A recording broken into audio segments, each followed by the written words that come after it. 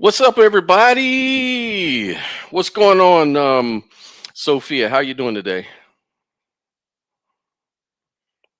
Hi, how is everyone? I'm doing great.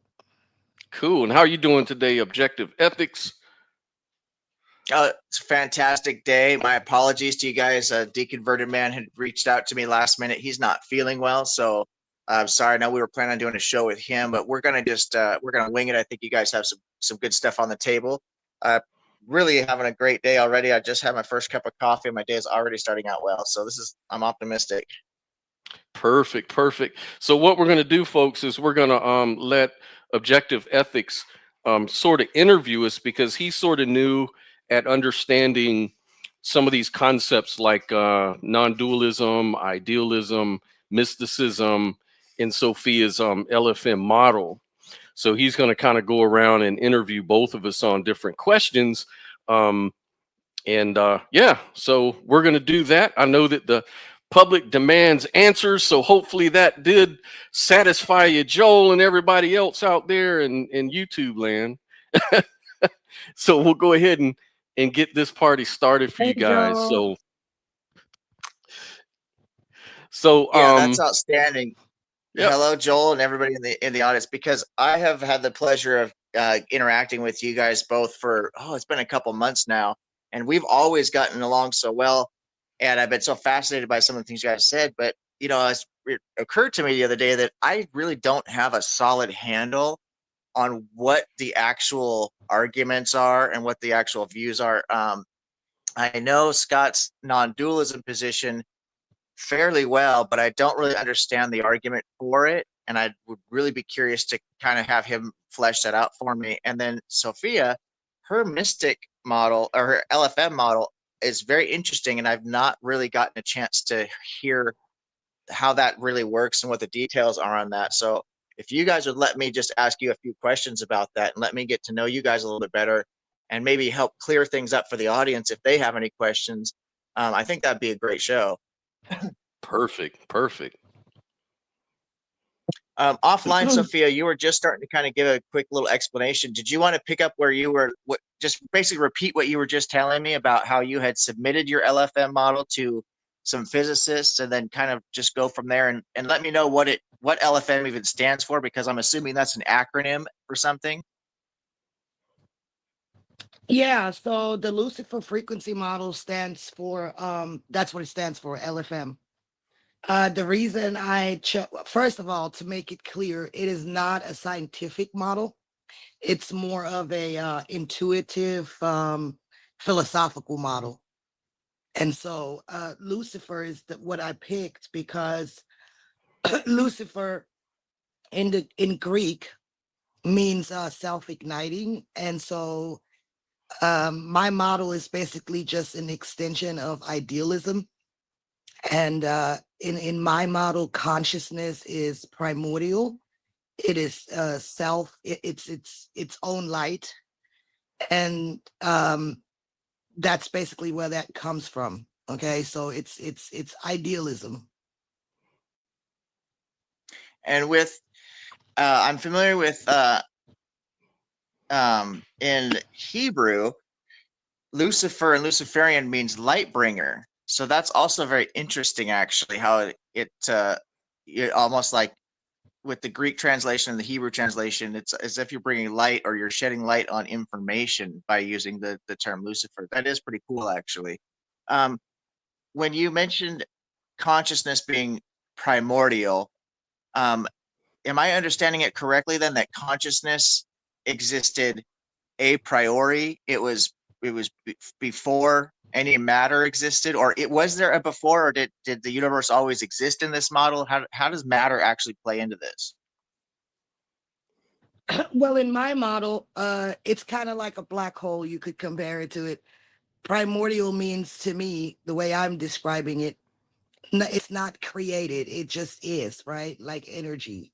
It can't be created. It can't be destroyed. It just is. And within itself, it has the infinite potential of all that is. In other words, it can't be anything other than what it isn't. So matter is just a transformation but it's already potentially a part of consciousness. You see what I'm saying? So I believe in this hierarchy. It's a hierarchy of consciousness. So you have consciousness, which would be technically at the top, and then consciousness basically integrates itself into this psyche, what we call the psyche, which is just a fractal of consciousness integrated into a personality, which is your own personal personality.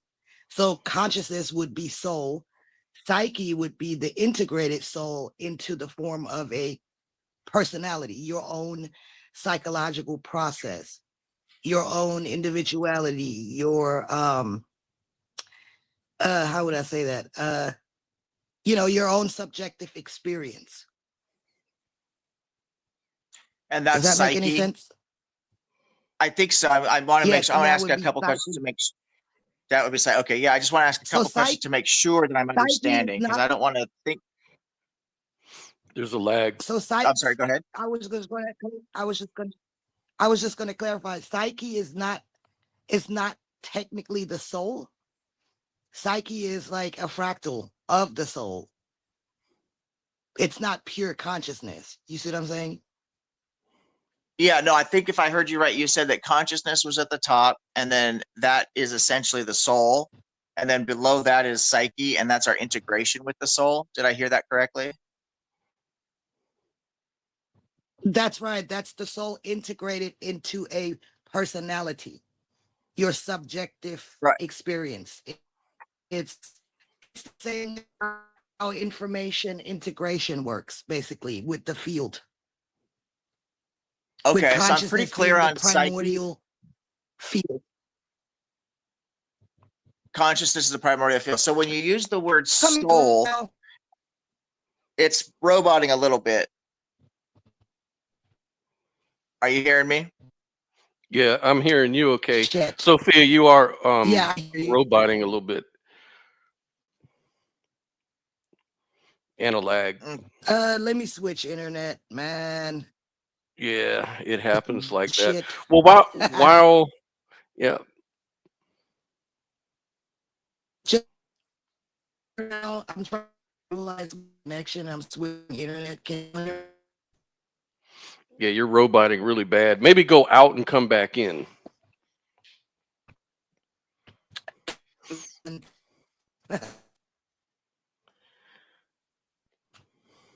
Meanwhile, Joel asks, "Hey everyone, I've been curious. How long has the show been going on?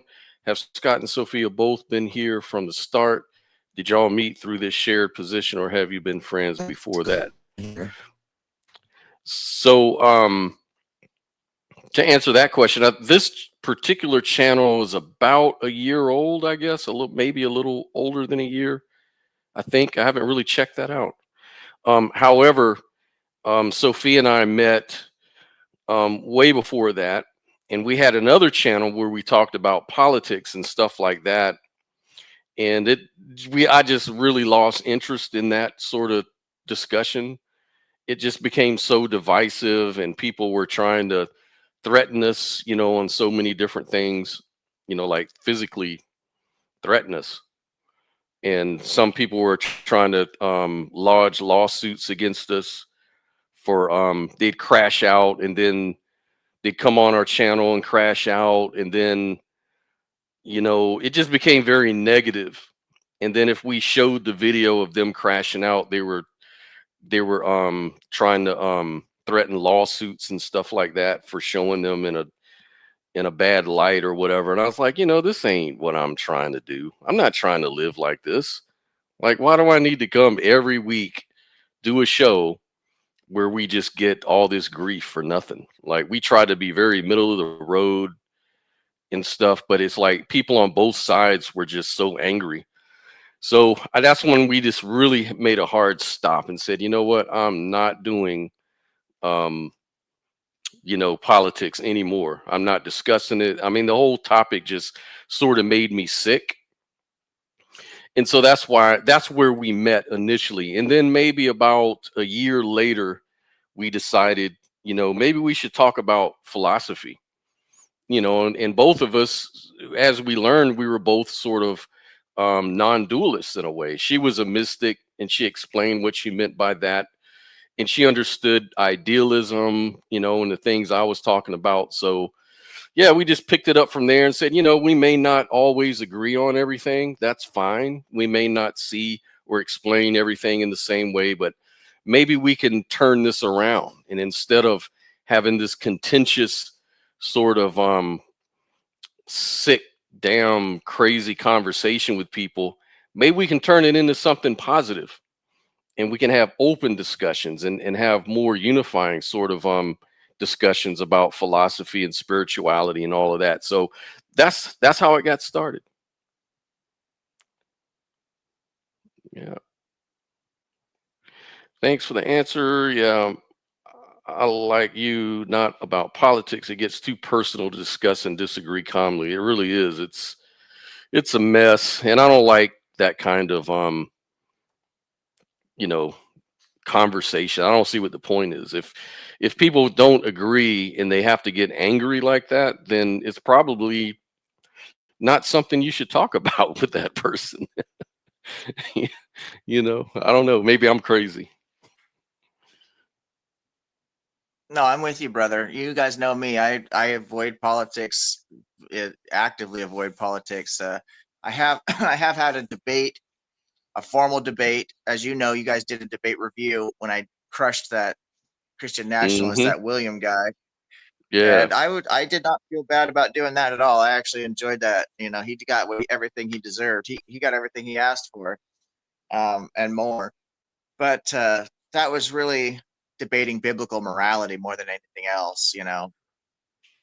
Yeah. Yeah. Yeah. I know. And we actually met a couple months ago off Brooklyn Lou's channel, and that's where we kind of got offline and discussed things and decided to you know join up and partner up the way we have, and it's just been really good ever since, because with all the work you're putting into promoting the channel has just benefited us, and then we're having a lot more guests and a lot more good conversations that we can expand on, like we're doing today, doing this interview. So it gives the audience a chance to know us a little more. If there's anything we're not covering, this is an opportunity to kind of cover it. I think it's been great. That it's interesting to me. In fact, I was talking to my wife about this, I think last night, about Hmm. how, I've studied some philosophy about non-dualism, like substantive monism and some Neoplatonism and stuff. So I'm familiar with I've studied Descartes and stuff. So I'm familiar with different types of arguments. But yeah, that's correct. I did down in Southern California. Um, but just responding to Joel there. But Hmm. as far as as far as actually really meditating on, am I a non-dualist or a dualist, I never really took the time to even really seriously consider it, because to me, I just had so many other things I was focusing on, and you can only do so much in life. There's only so many hours in a day.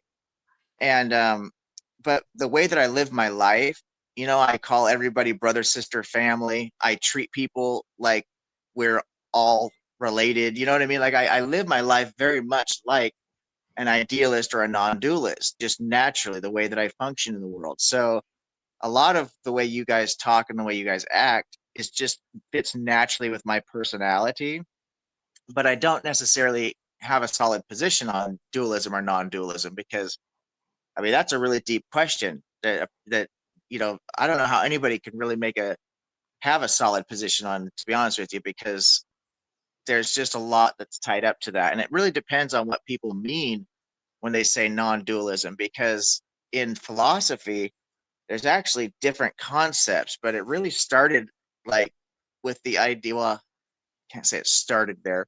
It started with the earliest I know of in philosophy would be like Neoplatonism with the one. And but then later on you have like Descartes, who was a dualist, and his cogito ergo sum, that I think therefore I am, was actually Hmm. a position for dualism. And that was really about the mind body problem, which we know today as the combination problem. And so in science, they're talking about that. Well, there's also now what they call the hard problem of consciousness. So there's all this crazy stuff, obviously with theology, and there's like Taoism, big time non-dualist belief. Hmm. Certain strands of Buddhism are Hmm. very non-dualist, So it's just this has been around, but these are all different concepts. And so to try and figure out that's one thing I wanted to ask you. And since Sophia's not back yet, maybe I'll just switch gears and just start asking you a couple questions, if I may. Do you mind if I just go ahead and Sure. jump right into that? Absolutely. So when you say non-dualist, I get the impression you're talking about way more than just the mind-body problem. Could you kind of Hmm. give me a kind of comprehensive explanation of what you mean by non-dualism and help me understand that? Yeah. So I'm going back to the core idea of non-duality. And this is really rooted, probably the earliest we know is like 800 BCE, like through Vedic, the Upanishadic, text. This is like 800 BCE is when all of this started. So the core idea of non-duality, as far as that sort of text, like say the Upanishads and you know stuff like that, is the core idea was about the Atman, which is the self. And the self is identical with Brahman, and Brahman is defined as ultimate reality, whatever that is. So all distinctions are Maya or illusory. In other words, the way we look out into the world is not the noumena, it's the phenomena, as Kant would say, right? So, it's sort of a philosophical system back then that just sort of articulated non-dual Brahman, and it emphasized knowledge for liberation. So that's where it all came from. And then there's other spins on that, like you mentioned Taoism, which was like 4th, 3rd century BCE. And reality in the Tao is like an undivided process underlying apparent opposites, right? So that distinctions are just functional, not ultimate. So it's kind of the same thing. And then you've got the early Christian mysticism, from the Dark Ages. Like you have Dionysius, um, Meister Eckhart, and this really just emphasized a union with God beyond concepts. It all the distinctions dissolve in a mystical experience. Although it was considered heretical because Christianity is a very dualistic sort of religion. And then, as you mentioned, later on throughout history, we look at Descartes. He was a dualist, um, and other folks, and then Kant started saying that we kind of building on that a little bit. Um, and then I think Berkeley turned idealism into a Christian philosophy. So Berkeley idealism was a non-dual sort of interpretation that said that all things are just in the mind of God, right? And then later on, we have other spins on that, like analytic idealism. You can think of folks even today like Bernardo Kastrup and people like that are really popular to talk about that kind of stuff. And so there's strengths of idealism. We can go into that, or you just take it whatever question you really want. Just to narrow down to make sure that I'm understanding your particular position, though, as you said, you take it all the way back to this Vedic tradition from Hinduism Correct. and the Brahmin. Okay, Yeah. very interesting. So do you think then in this view that the material world does or does not exist independently of consciousness? Um. Yeah. So the material world. So we think about the way I look at it, the way I approach it. If you really look at it from a metaphysical point of view, you can ask yourself, well, what is matter? What is physical? What are these things? And if you really think about it, if you look into philosophy, if you look even into science, there is no definition. The only definitions describe behaviors. That's what scientific definitions do. They describe appearances. So the most we can say about matter, if we're really just parsimonious about it, and not try to, smuggle in any kind of metaphysic, you would say that materialism is the way the world appears to us. So the claim of materialism, which is the metaphysic, is that the material world exists independently of minds or consciousness. The implication there is that, like, objects, forces, I don't know, events that happen in the world, they continue to exist even if no conscious being were there to perceive them. And this is supported by everyday science, physics, and objective observation, because science uses that as a shaping principle. It's a shaping principle, meaning that they're not really saying what the ontology is. They're just assuming that for the sake of making progress. So we can measure, we can observe. If we sort of assume that material is out there in the world and that we can discover it, that you can make progress that way, right? And it works, it helps. So idealism, on the other hand, is the claim that the material world is dependent on our consciousness. It does not exist independently. So the implication here is that objects are mental constructs, perceptions. They're ideas in the human mind, right? And, like I said, there's different variations on it. But like I said, I go back to the core principle. I try to keep it just as parsimonious as I can. Like, I agree with the virtue in philosophy. So I do a little virtue signaling on that. I say that my views are as parsimonious as possible. So I virtue signal for that. So, let's see, how else could I say it? So, like, from the core principle, right? Like, material objects in the Veda are ultimately not independent. They're manifestations of one underlying reality, the Brahman. So that's where I'm coming from, is that actually all of these things come out from one underlying reality. And we can call that like a reality of possibilities, distribution, or a field, something like that. So independence is like an apparent feature. But in ultimate reality, distinctions between material and self simply dissolve away in that view. And there's a lot of strengths in this view that I can argue for too, as well. Like, you could say idealism versus materialism, and you can decide which one makes more sense. Now, so if I'm understanding correctly here, and I'm trying to ask the most basic questions to really get this fleshed out, not only for my sake, but for anybody viewing this as well. So, I want to. So before there were people around 300,000 years ago, let's say, what would you say that animals had a consciousness as well, an awareness, or is it a different type of consciousness, or how does that work? Because you said the observer. So is it just you said people and the observer? How does that work with before people were here? Yeah. So if it's true, and again, idealism is a little different than non-dualism. I want to make a mention about that first too. Non-dualism is more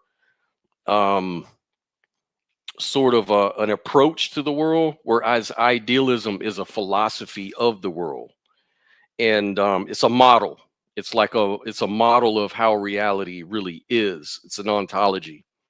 And when it comes to ontology, I'm very agnostic. So, but the reason I promote idealism is because, number one, it supports non-dualism more cleanly. It dissolves away the hard problem of consciousness. And it has its strengths. But to get to your question, I just wanted to get that out of the way first. But yeah, I think under idealism, there's what you can call like a greater mind, like a a field of and the philosophers call this phenomenal consciousness. And phenomenal consciousness is just an awareness. It doesn't think, it's not a meta, it's not a god, it isn't meta conscious. Meta conscious is like about thinking, it's about model making, it's about deliberation, stuff like that. Phenomenal consciousness, on the other hand, is neutral. It's just a field of awareness that will only sort of manifest itself when there are observers, if that makes sense. So if there are observers within the dream of this mind, then there's nothing really to observe. It can't observe itself. And so in a way, what happens is that consciousness at that level sort of fractals off, in a way, if you want to use that analogy. When beings come into the dream, and again, using dream as an analogy, these beings are able to demodulate the world. In other words, it becomes understandable within that limitation. So the Brahma becomes intelligible to the limitation of a human mind or an animal mind or an insect mind or whatever minds may exist. It becomes intelligible for that, if that makes sense. So yeah, so at the core is this field of possible experience. Like the field is there, kind of like a law of nature. And once a being comes into existence, then it's able to supervene on that being, and the being becomes conscious because he's part of that pattern. He's part of that intelligence, that pattern, that little neutral pattern. And from there, you can emerge through evolution. You can start to think better than, say, a lower type of being. And you have the laws of evolution, the laws of nature. So it says nothing about science. It's just about a starting point. And of course, this dissolves away the hard problem of consciousness, because now we don't have to explain where consciousness comes from. It's a starting point. It's like the foundation. So anyways, I don't want to go too far. Yeah, there's a couple Hey things guys, because I'm this back. is getting really deep. Yep. Yeah. This is getting really deep really fast, Sorry. but we are at a point where we could put a pin in that, because the next question I'm going to ask you is actually to flesh out. You mentioned idealism, but the difference, you said there's a difference between idealism and non-dualism that make them somewhat distinct, but never really went into that. And I think that would be very helpful for people to actually hear you kind of parse that out a little bit. But since we're at a good stopping point, let's jump back to Sophia, if you don't mind, because she was right in the middle of giving me this LFM model, and I'm really curious about that as well. So Scott, do you think we'll put a pin in that Yeah. and you jump over to Sophia? Absolutely. Let's do it. Just so I don't lose track. I almost feel like I should be getting a pen and paper just to take some notes while I'm doing this, because this is getting really interesting. And some interesting comments. I don't know if you saw that in the comment section, Scott, but some interesting comments about that. Okay, so Sophia, you were in the middle of explaining. I was asking you in your LFM model about consciousness. Now, you know Scott very well, so I don't know how much of what he said you heard or not before you got back in here, but this might just be kind of going over the same stuff. I don't know. So let me just have you, if you don't mind. So if you could pick up where you left off, or if not, I'll ask the next kind of the same questions I was asking Scott.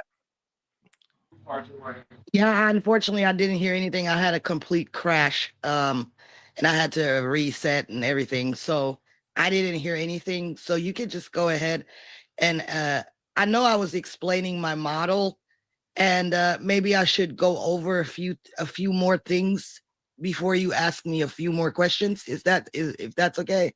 Yeah, I agree 100%. Yeah, lay it on me. Okay. So basically, what I'm trying to say with my model is that I'm basically saying that consciousness is not abstract, but a real physical frequency. Not like it has the potential for that, because like I keep saying, consciousness can't be anything within itself that that it already isn't. It can't transform into something that it doesn't already have the potential to transform into. And so I kind of Also compare it to the process of cymatics, where sound frequencies shape matter, right? And so I have two core formulas that describe my model, and I want to go over those. The first one is C equals F ME, and that means consciousness is a function of mass and energy through frequency. Frequency is the interface where mass and energy become perceivable reality through the filter of conscious experience. And then there's E equals M times observation squared. And that basically just means energy equals mass times Wait a minute, hold on. observation. Give me this.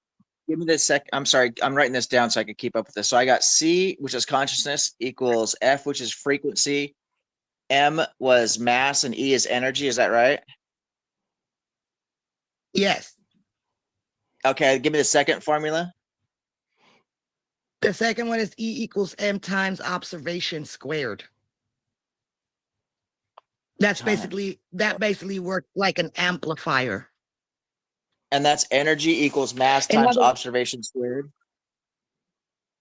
Right. And that basically means philosophically, the more you self-reflect, the more meaning you create, basically, is what that alludes to. So how this really works is consciousness equals frequency, not metaphorically, but literally in my model. In other words, consciousness has the potential of physical things, right? But it, yeah. So hold on, I got close the door, fuckers. Hold on, y'all. Okay, I gotta shut this door real quick, okay? Yep, that's how I talk to my kids. Sorry. Hold on. Where was I? Okay, so consciousness equals frequency, not metaphorically, but literally, a vibratory structure with its own waveform, able to collapse potentials into experience, much like a tuning fork that selects and resonates with specific patterns in the field of reality. And then frequency, energy, matter. It's kind of like it's like a transformation, sort of, or manifestation through transformation, if you want to say it like that. So consciousness modulates frequency, frequency manifests energy, energy condenses into matter. And so that aligns with conservation laws, but includes the observer as a fundamental part of the process. Self-awareness equals self-ignition. Can you repeat That's that why I'm last? comparing. Can you repeat that last phrase again, because you were breaking up and that was really fundamental. I want to make sure I picked up Oh, what you're putting sorry. down there. Okay. No, that's okay. I want to hear that. Frequency. So the way it works is frequency, energy, then matter. Consciousness modulates frequency. Frequency manifests energy. Energy condenses into matter. This aligns with conservation laws, but includes the observer as a fundamental part of the process. Self-awareness equals self-ignition. That's why I'm comparing it to phosphorus or Lucifer. Just as phosphorus burns in air due to its internal instability, consciousness reflects upon itself, generating awareness from within, not from the external world. So the LFM reframes reality not as a universe made of dead matter with accidental awareness, but as a living cosmos where awareness is the source code and frequency is the operating system. Make any sense so far? It does actually. I'm following you here, and so I just want to make sure I got this. So with the conservation of energy, what that tells us in physics is that energy in must equal energy out, right? There's never lost energy, because what we perceive as lost energy is actually becomes what's called latent energy. So the amount of energy technically is always going to be the same, right? So if we have frequency, that's our starting point. Goes to energy, and then it goes to matter, and then the observer. So that after the observer then applies the energy, it then gets redistributed back to frequency, or kinetic energy or some other type of physical energy, I assume, and it just the cycle continues. Am I understanding that correctly? So we maintain the validity of conservation of Yeah. energy in physics. Yeah.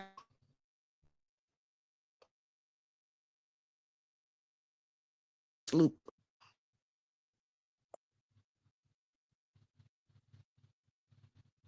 I didn't hear any of that. You broke up really bad. I'm breaking up still. Damn I it! I heard thought I that. stabilized my I shit. heard that. Am I coming? Did you hear? Did you? Yeah, you are now. Did you hear? Did you hear? I'm sorry. Did you hear the No, question? Did you hear the question I asked about the conservation of energy? say that again. Did you hear what I had said about the conservation of energy and applying it to your formula there? Right. Were you saying it's a loop, right? Yes, exactly. Is that correct? Yeah. Yes, you got it right on the money. Okay, so nothing is lost. So we are maintaining the integrity of the conservation of energy law. Okay, so this frequency, is Yeah. this So similar to what they're basically, talking? my model doesn't Go really. ahead. I'm sorry. My model No, go doesn't ahead. Go ahead. necessarily say one thing. My model doesn't necessarily say like conventional idealism that mind comes first or anything like that, right? It's basically saying that consciousness within itself is mental and physical. And is this okay? So that does help clear it up actually quite a bit. Conscious, because that was going to be one of my next questions: is how does that work with consciousness? So consciousness actually has a physical property to it, and is that then you're defining as a frequency? Yes, because frequency frequency is like the highway, right?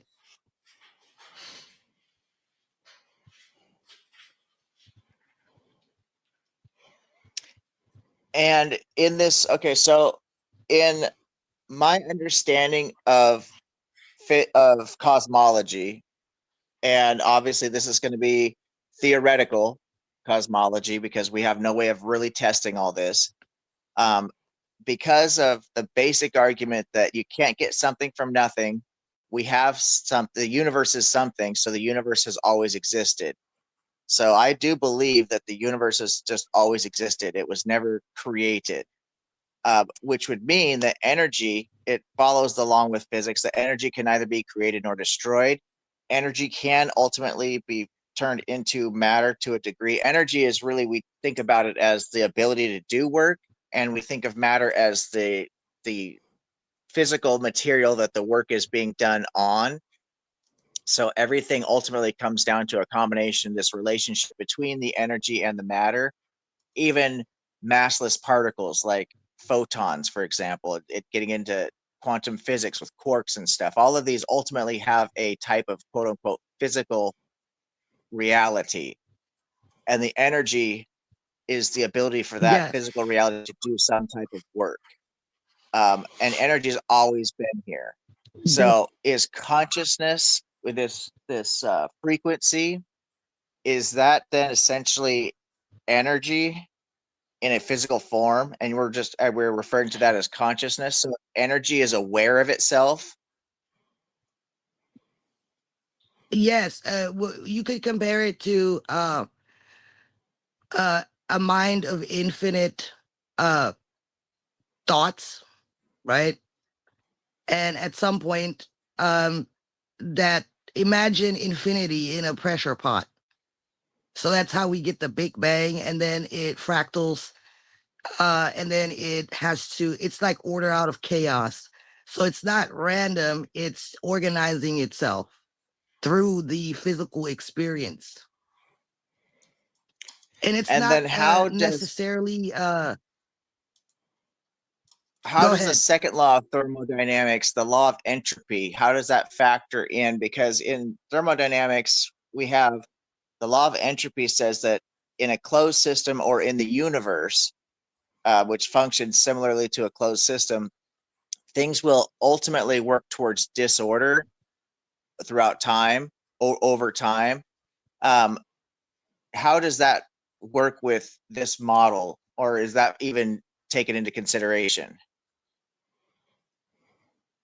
Can you please repeat that? I didn't hear fully. Yeah. Okay. Yeah. Does entropy factor into this model? Yes, it actually does. What role? How Give me a does this? second. Go ahead. Yeah. Go ahead. Explain that. I gotta go to my notes for a second. I have all this written down. Hold on.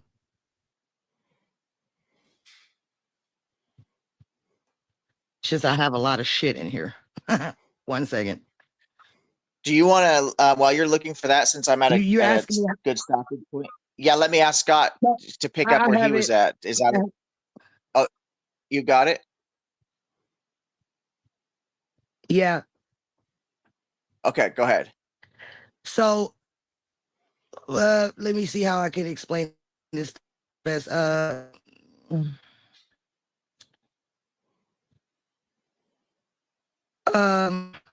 Man, that's hard questions. Objective.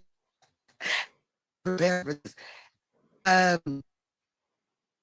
It's hard to explain, and I don't want to explain it like a mystic. I want to be precise with it. You know what I'm saying? Well, that's actually going to be one of the other questions that maybe we should get there before we move on, is what is a mystic exactly? Because I've heard this term, but I'll be honest with you, I don't actually know what it means. And I just realized that the other day. I was like, I think I might know, but I should have you actually tell me so I don't just make assumptions. Okay, so first of all, I never really called myself a mystic. It's kind of a label that I've been given, and I was okay with the label because honestly, it just really means a person that has access to, I guess, the unseen underlying, what we could say the conscious field, right? And basically, what happens is, as a mystic, for some reason, I don't exactly know why mystics are the way that they are or why I am the way that I am.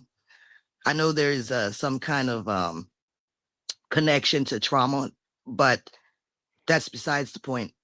The point is that what we do is it starts off like a subconscious type of process, and you pick up on patterns, um, and then you integrate those patterns into your physical experience. And that way, mystics have had like so-called foresight and things like that, which they are just, you could say they are educated guesses based on pattern recognition. It's not some kind of magical thing. You know what I mean? In other words, mystics are just slightly more sensitive to the underlying processes that most people don't pay attention to. And so then what we do is we integrate that information in the unconscious conscious. You see what I'm saying? I think so. I'm envisioning Platonic forms right now. Are you familiar with that philosophy from Plato and the forms and the realm of the forms? Or do I need to draw Not, some I comparisons? not really at all. I don't really know about that. I can't even lie. Okay, You so kind of let me are, just, Sophia. yeah, go ahead, You Scott. kind of are. Yeah, I was gonna I say, mean, I think you kind I of know are Mike. I because know we Michael talked. Levin's work. Yeah, yeah, exactly what he's talking about. Right, It sounds like, yeah, it sounds like Michael Levin's work. Yeah, I'm familiar with that. Yeah, right. with the bioelectrical Yeah, field, being a guide yeah. yeah, Pre-existing. I am familiar with that. Hmm. Yeah, so it works like that. It works just like that. Exactly. So if I was going to try to draw a comparison to the concept of the forms, is that essentially there's a perfect form for every experience that exists, and what we actually experience are imperfect renditions of these perfect forms. So all the things we experience, whether you're talking about something we would consider immaterial, like my coffee table, there's a perfect form of a coffee table. And my coffee table that I'm seeing right now is technically an imperfect variation of that form. And this could be thought of metaphysically as like geometry. And this does work with certain theories in physics. And I don't know if there's an actual name for it, but essentially there's this concept in physics that ultimately the universe is guided by mathematics, and with geometry being at the core of everything, everything has a geometrical substance to it, type of monism, if you will. And so as the universe continues to entangle itself, it's ultimately following function and form of geometry. Does that map onto what you're talking? And this can be experience as well. So the experience of running, the experience of loving, all of this actually ultimately has a form. It's not just material things. There's a form for everything. Does that sound It's kind of mapping onto what you're talking about? Hilbert spaces. That's what you're referring to. Yeah. Okay. I mean, that Yeah. So sounds like that sounds complicated to me, because some of the words you use, I don't really understand that like that.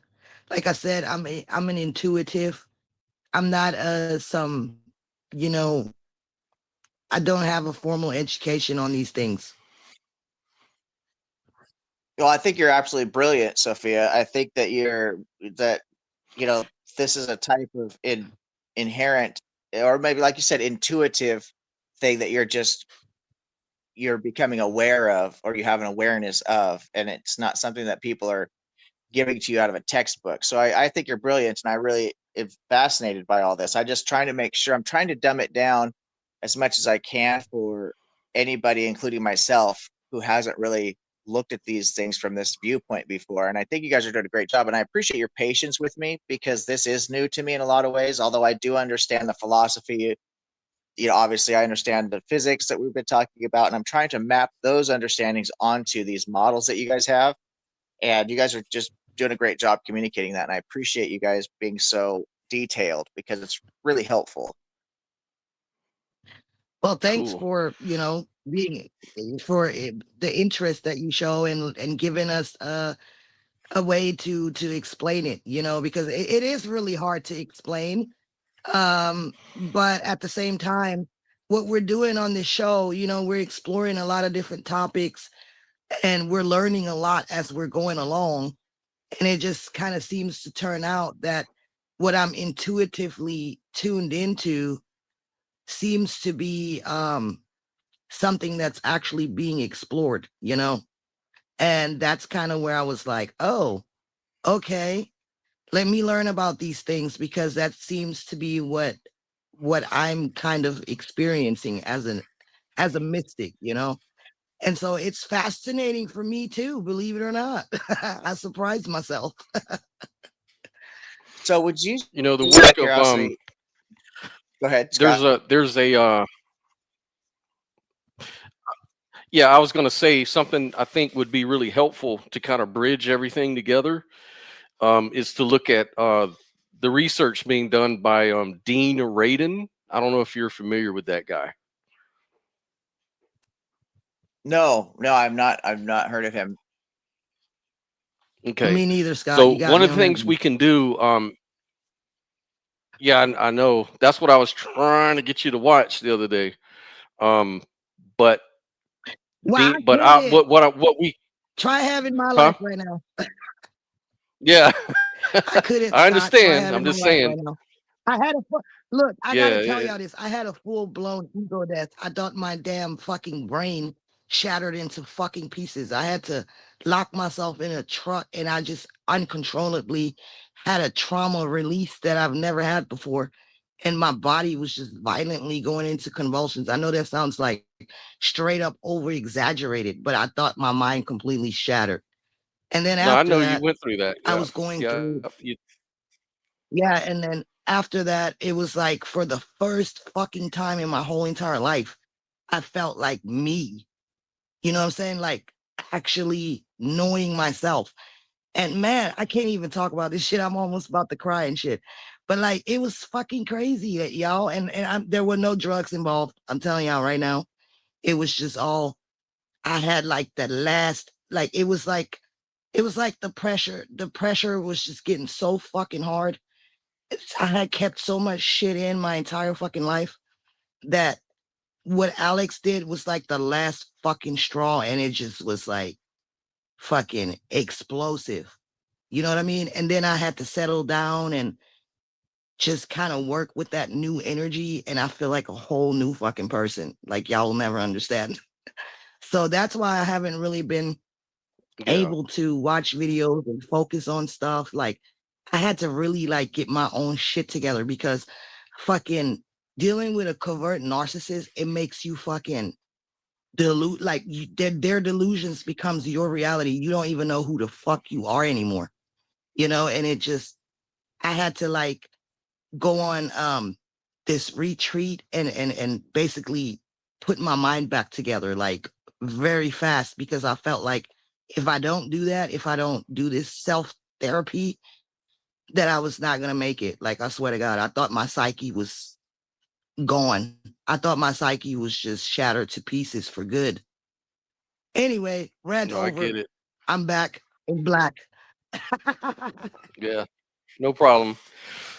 Yeah, I was just gonna say, Dean Radin, he had a really good interview. I mean, that maybe after we have our interview discussion, maybe I could play clips of it that may be able to help bridge the gap to what she's talking about as well.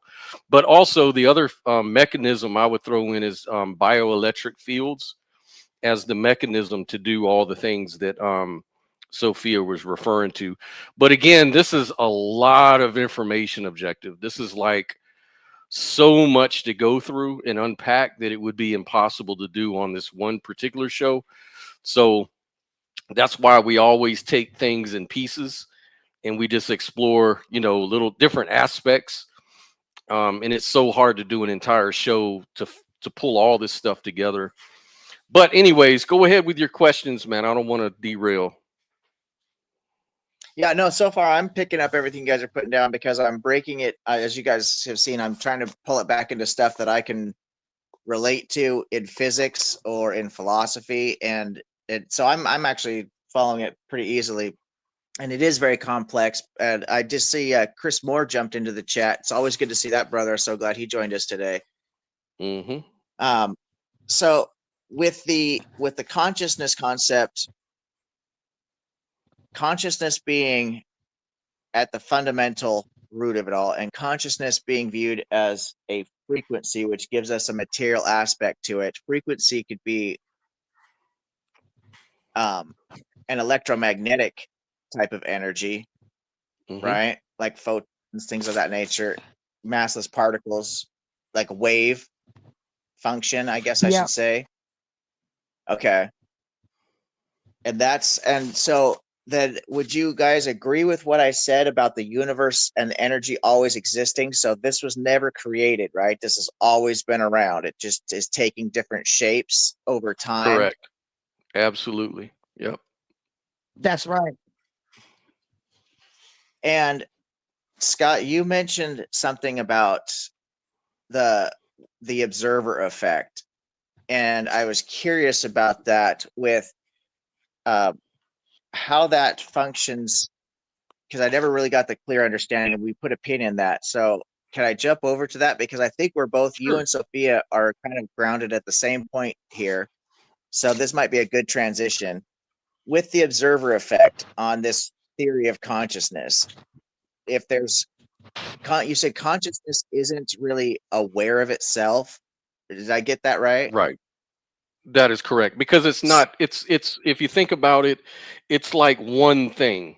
So if it's more like a field of probability field, it's like anything else. It's the same thing that we talk when we talk about material, like say subatomic particles or something like that. Those are not things in the field. They're just excitations of the field, right? And so we know that particles are real because they're observable. We can measure it even in the field. We can put a coordinate on that. But what's oftentimes overlooked is that we don't understand that we are also part of the field. This is kind of the blind spot that a lot of lay people oftentimes make. It's not like we're outside of nature looking into nature as some sort of godlike observer, right? We're actually inside the same nature we're observing. And so if you think about it, we're just part of the interaction, and we are interacting with the world outside, you know, in the field. Yeah, but So being in I the have a little bit of a different. Sorry, go ahead. I was gonna say I wouldn't say I would say that's how it started. Like consciousness, not like it's not aware. What it wasn't aware of is its shadow. It's trying to understand uh its own inner shadow. Yeah, because there's no Does shadow that make sense? casted. Yeah, because I understand what you're saying, because there's no shadow to cast. You need to cast the shadow before you're aware of it. And that's kind of what I'm Because saying. the shadow is like, consciousness collapsed into a point, you know? And then Right. Like, once you shine a light on it, which is the self-reflection, you start to integrate the shadow. It's basically the same principle in psychology, or Carl Jung's principles. But just imagine that on the, you know, on the level of like well, this is tricky consciousness though, as a Sophia. whole. This right, and this is tricky. This is not what I'm trying to say, right? Like idealism is just philosophy. It's not quantum physics. So the observer effect does Right. not like prove idealism. All I'm really saying is that it resonates with the idea that observation is fundamental in determining phenomena. So like many physicists would Yeah. like sort of interpret that observer effect in terms of interactions with a measuring device, right? Without invoking consciousness. But for an idealist, it's suggestive of a deeper metaphysical truth that reality may not exist fully independently of that perception, because we have a lot of other things. We have retrocausality that you only know after measurement, after you actually understand the information. And then we have information theory. What is information? You know, it gets into a lot of things, so yeah, so the real takeaway here for you, objective, is that it resonates with quantum physics, like the observer effect, but it isn't like proof of the observer effect, or or the observer effect being proof of idealism. It's what I'm trying to say is that the observer effect shows that what we observe can influence how reality really manifests. So it provides sort of a physical analogy for an idealist who claims that consciousness and observations are sort of constitutive, There is and I don't know, this might be off track a little bit, but physicist Sean Carroll has talked about this. There's what they call the conservation of information. Mm-hmm. Mm-hmm. But that might be better fleshed out when we start talking about A theory and B theory of time, because it actually really Mm-hmm. applies to that. So maybe Oh yeah. I'll put a Oh pin in yeah. that for later. But okay, That is one right interesting though. there, right, and that one right there, that A theory versus B theory of time, is going to really tie all this stuff together for you even stronger. But we're going to wait on that. Yeah, I can see how that's definitely going to be applicable to this stuff. I think it's going to be a great conversation. That's going to be happening the first Saturday of next month of December. That'll be a great way to kick that off. That's going to be a good conversation, and I can Oh definitely yeah. see how this ties into the different aspects of time and how we perceive time. Yeah, Mm-hmm. we'll get all into that because I don't want to detract. So boy, now I'm trying to figure out how to proceed without getting into because that's really the next natural question, to be honest with you, is really the perception of everything, and the arrow of time and how that plays into this, because you mentioned Yeah. post causality. Mm-hmm.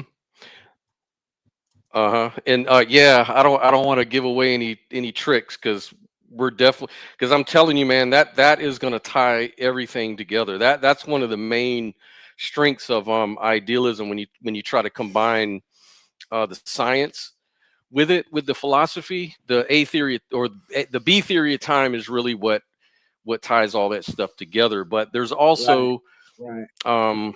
there's different works by different physicists. But you go right ahead with your line of questioning if you want to circumvent that part. Well, I'm trying to think because I think that's where we're at with this, and I'm trying to think if I could. Couple of things. I could try to think about different ways of fleshing more of this out to keep this going, or we could open up the panel, see if anybody in the audience wants to come in and ask questions. How do you guys feel about that? I don't know if anybody wants to or not.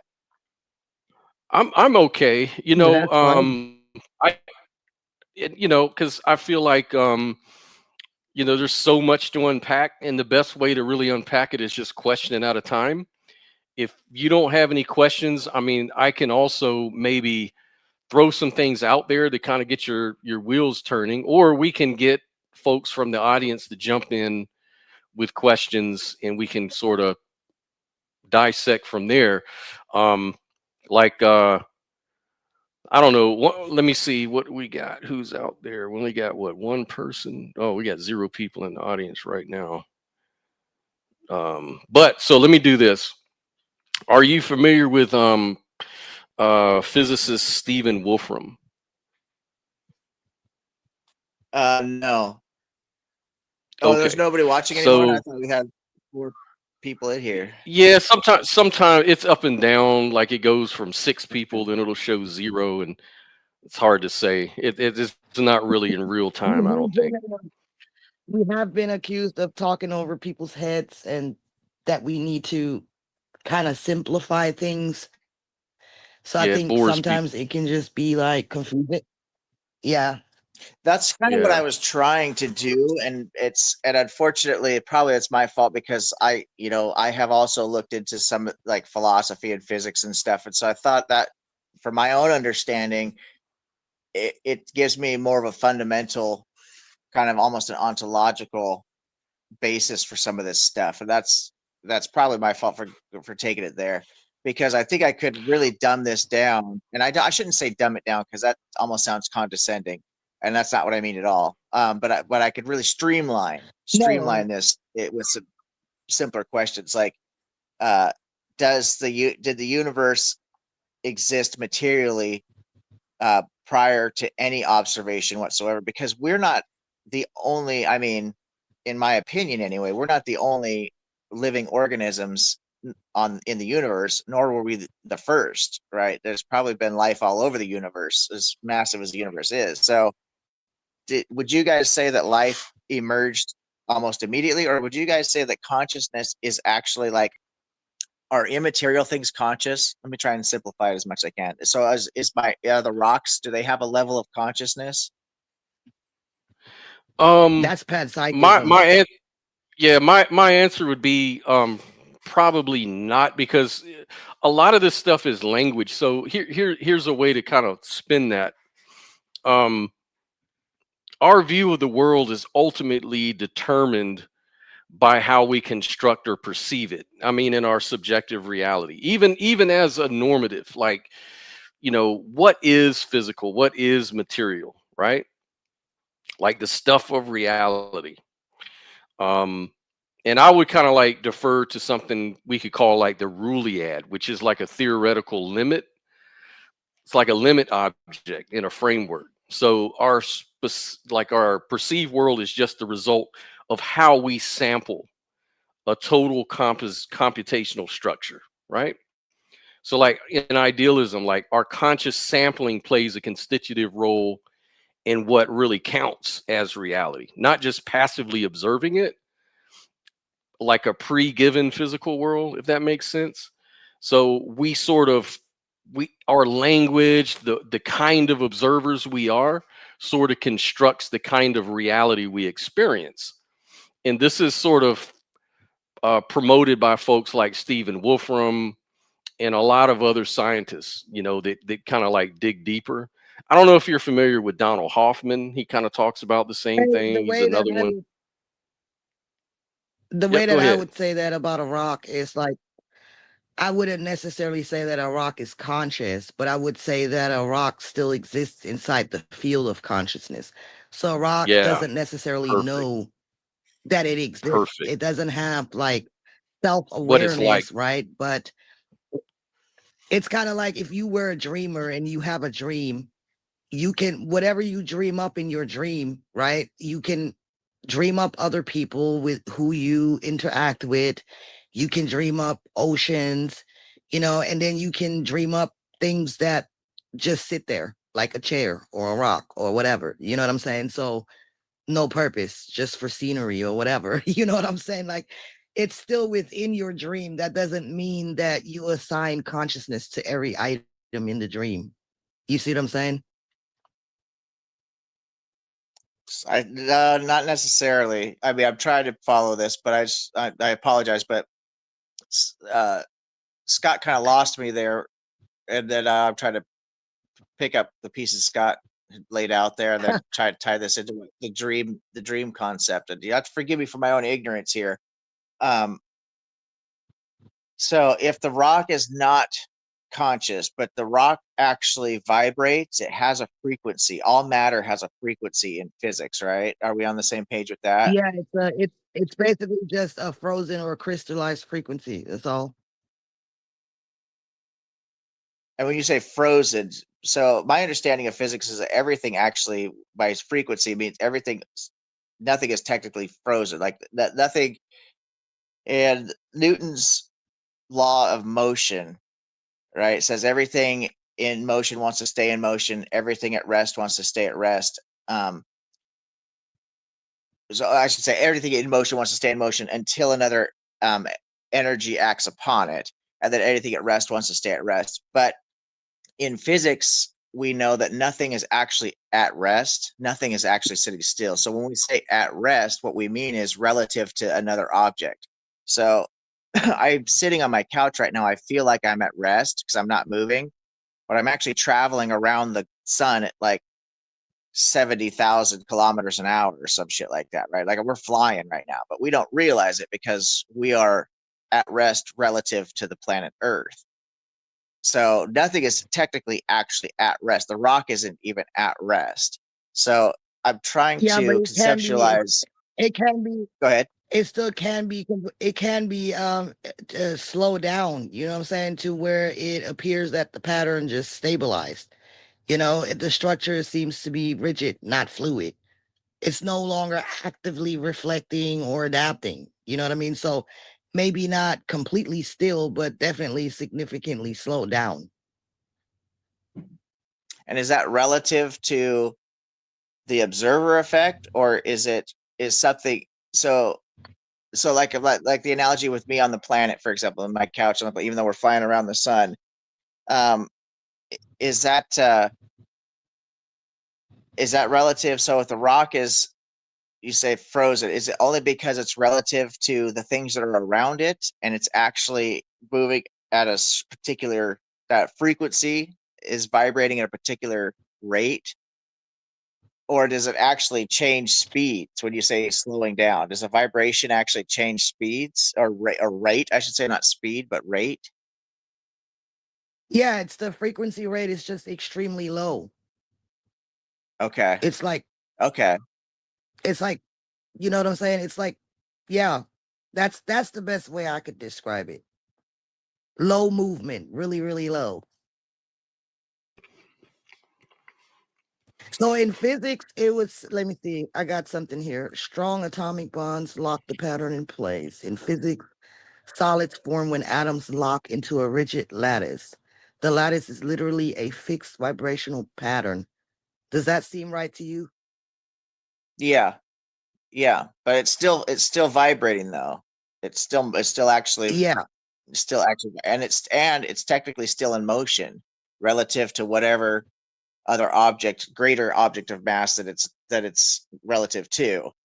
So when we say fixed and things like that, it's all relative because of the laws of motion, right? That's what I was trying to understand. Is that, so Right. if consciousness is this big field, then what so then it must be still relative to something else. So the laws of physics are still maintained. Newton's law of motion is still maintained there because it's relative to whatever object with the greater mass that it's tied to, essentially bonded with. Yeah, that you're it's kind of like realism. You know, in science, there's a thing called local realism, and local realism is when we think that the local measurements of, say, an atom or a particle or spin up, spin down, we think that those represent fundamental reality.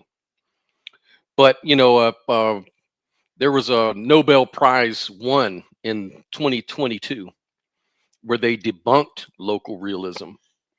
So actually, realism is a fiction. And what they found out is that everything is entangled. So quantum mechanics sort of wins, like everything is really entangled non-locally. So that location, cause and effect, all of these things are not as fundamental as we think they are. What's really more fundamental is the relations. The relations are even more fundamental than that. And that's information. That's what information is. It's relational. So that we have a field of information. And that's exactly what Sophia's model is really pointing at, is that there's this underlying field, and we observe frequencies. We observe it as frequencies. And these frequencies are just patterns. They're pre-existing patterns that become manifest in what we call physical or material reality. So maybe like a good analogy, say like there's these creatures far under the ground, and they don't see, through light like we do. Maybe they see through gamma rays or some shit like that, right? Now, if they were to come to the surface on the Earth, they wouldn't see us. They would not see us. But what they could with their instruments is they could detect a pattern. They'd say, hey, it seems like there's patterns here. They're different, the different patterns, and they exist for maybe, 100 years or so, like our lifespan, in other words. And they wouldn't see us as for what we are, but they would see us as patterns, because the patterns themselves are more fundamental than the expression that we perceive as such, physical, material, those type of things, right?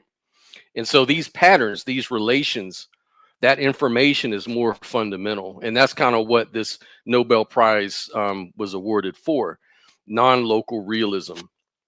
And so it's not intuitive, and I'm not saying it doesn't sound crazy, but it has met predictions, it has been repeated, and it was awarded a Nobel Prize for that idea because it turns out to be factual. So that's kind of like some support right there. Yeah, that is pretty interesting stuff, actually. Yeah, I'll have to look into that because I understand entanglement. I mean, I'm not a physicist, but I have a rudimentary understanding of entanglement. And this entanglement, yeah, it's still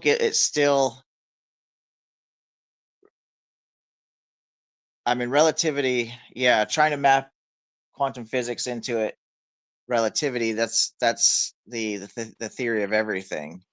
Yeah, We're not there yet. Yeah, it's even questionable whether we will be, but because we do know that we can't really, anytime we model something and we answer like with a theory, even the model, all models have a constraint, what they call a boundary constraint. Every model. Otherwise, it's not a good model. And the best models will always define the boundary constraint. So even like with the Big Bang, there's a boundary constraint at 10 to the minus 33 centimeters. That's where the whole model falls apart. And so you have to go beyond that in order to make another model that can explain that. But even if you come, they could explain what's before the 10 to the minus 33. That also has a boundary constraint, and it goes on infinitum. And this is a principle that let you know that understanding and stuff like that is not Infinitum. computable. Yeah, it's non-computable because we can't solve these problems. They just create more problems and they just go on forever. You know what I mean? And that's why theories of everything are sort of hard to get a handle on, because like look at quantum mechanics. Quantum mechanics plays by different rules than what we experience in the classical physical world. Two different paradigms Right. go Right. off two different sort of rule sets. And now and that's why we have paradigm shifts all the time. At first we had Newton's laws of gravity that got overthrown by relativity. But now we did understand that reality, that time and space is more like a fabric. And when mass rests onto this fabric, it creates like literal indentions. And that's where we get time dilation and all of this kind of stuff. But it doesn't play well with quantum mechanics. So now we've got a new paradigm coming called quantum gravity, where gravity is actually an emergent property from more fundamental stuff. And so it's always changing because the models always change, because of more understanding. We get a deeper view of things.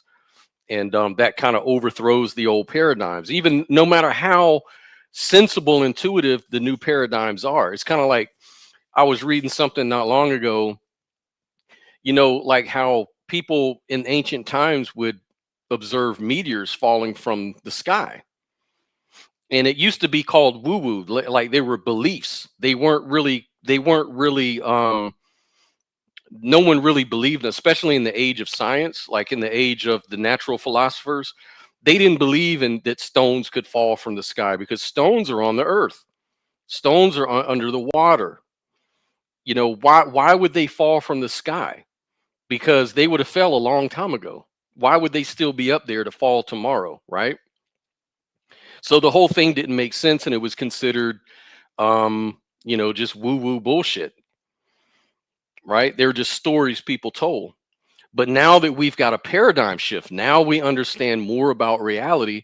Now we can explain these things, So it's kind of the same sort of situation that we're in, and that's why science is always shifting. Yeah, that's the Yeah, fundamental it's just key, and what makes science so much more effective than dogma. When you get dogma, which we see in religion, it's unchanging. It's not flexible. So you end up having to be beholden to beliefs that are demonstrably false, and then we discover these falsehoods, these inconsistencies with the claims over time, because over time we obviously learn more and we are exposed to more, whereas science allows itself to be wrong. Science says we're pointed in the right direction, but it doesn't say that we're there, and that's the beauty of it. yeah, that's entropy. Entropy forces expansion. Without it, there would be none. Something's got to die for new things to come around. Hmm. That's the process of consciousness in my model. Yeah, consciousness, it seems, is always trying to learn. It's always trying to expand. Always, even within your own localized version of consciousness, everybody wants a new novel experience. We get tired of old music. We want new songs to listen to. We want new experiences. Everybody wants to expand their consciousness. That's the nature of consciousness, is to expand and learn itself. And it can only learn itself through experience, which is just another word of more consciousness. You want more experience. And from that experience, you evolve, you grow. And that's the nature of reality, is to grow and evolve and ever change. Like that's the only constant thing is change. Nothing really stays the same. And entropy is like an example of that. But on the other hand, one of the things that consciousness seems to favor is cooperation. It's like that's how we beat entropy. When systems can be ordered, then in order we sort of defeat entropy. We cooperate, we stay together. Like a system like society is more likely to last when we have this cohesion rather than division. What were you gonna say, Sophia? Oh, that wasn't me. That was my sister. I mean, my sister. What the fuck? My daughter. She must be thinking about me, y'all. That wasn't. I wasn't saying nothing. I'm retarded. Yeah, entropy. Entropy, if we were to draw it on a graph for people out there who maybe don't know, that it actually, it sounds like entropy would be a straight line, going from like one corner to another corner, but that's actually not actually true. Entropy would be like an arc. So it starts at a very rudimentary, simple state and actually increases with complexity as it goes up. And then as entropy continues, it actually starts to go back down to a more simple state again, which is why the Big Bang, Big Crunch, or other people call it maybe the Big Bounce theory, is what I actually subscribe to personally. And I liken it, metaphorically, to breathing. Like the universe is just breathing. It breathes in, it breathes out, breathes in, breathes out. And Yep. the organization that you're talking about, the systems, they emerge at up as you get to the middle point, but then they become unentangled, so to speak, as you continue with entropy. But it's not, entangled is not the actual term, because entanglement continues. But what happens is, because this is all geometry, all you're doing is you're just making a larger, a bigger entanglement. And so it becomes just a bigger entanglement. This fits in with the model, the theory of the Big Bang, because the universe is continuing to expand. And so that's Yep. that geometric shape continuing to grow. It's all very interesting. Exactly. It is getting a little complex, but it is all very Yeah, interesting. but And I do think, that even that even fits in my model. It's just more a philosophical viewpoint of it. Like in my model, it is like an arc because it's a journey.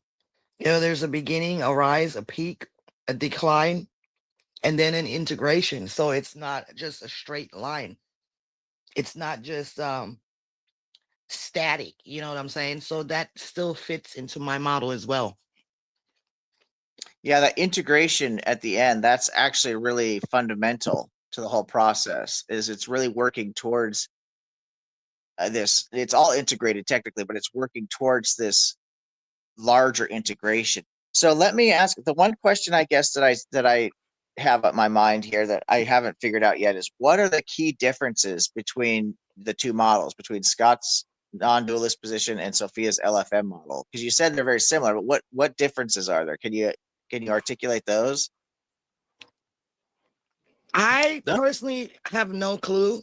I just know that me and Scott are kind of different a little bit, and I couldn't really tell you in what way.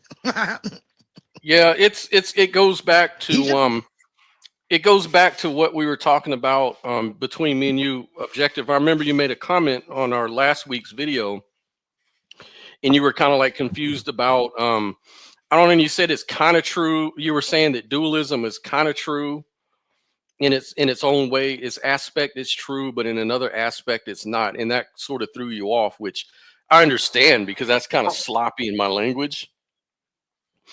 But it's kind of the same thing that applies with any model, is that Sophia is making a model of a reality. It's not even a scientific model, it's more of a philosophical model.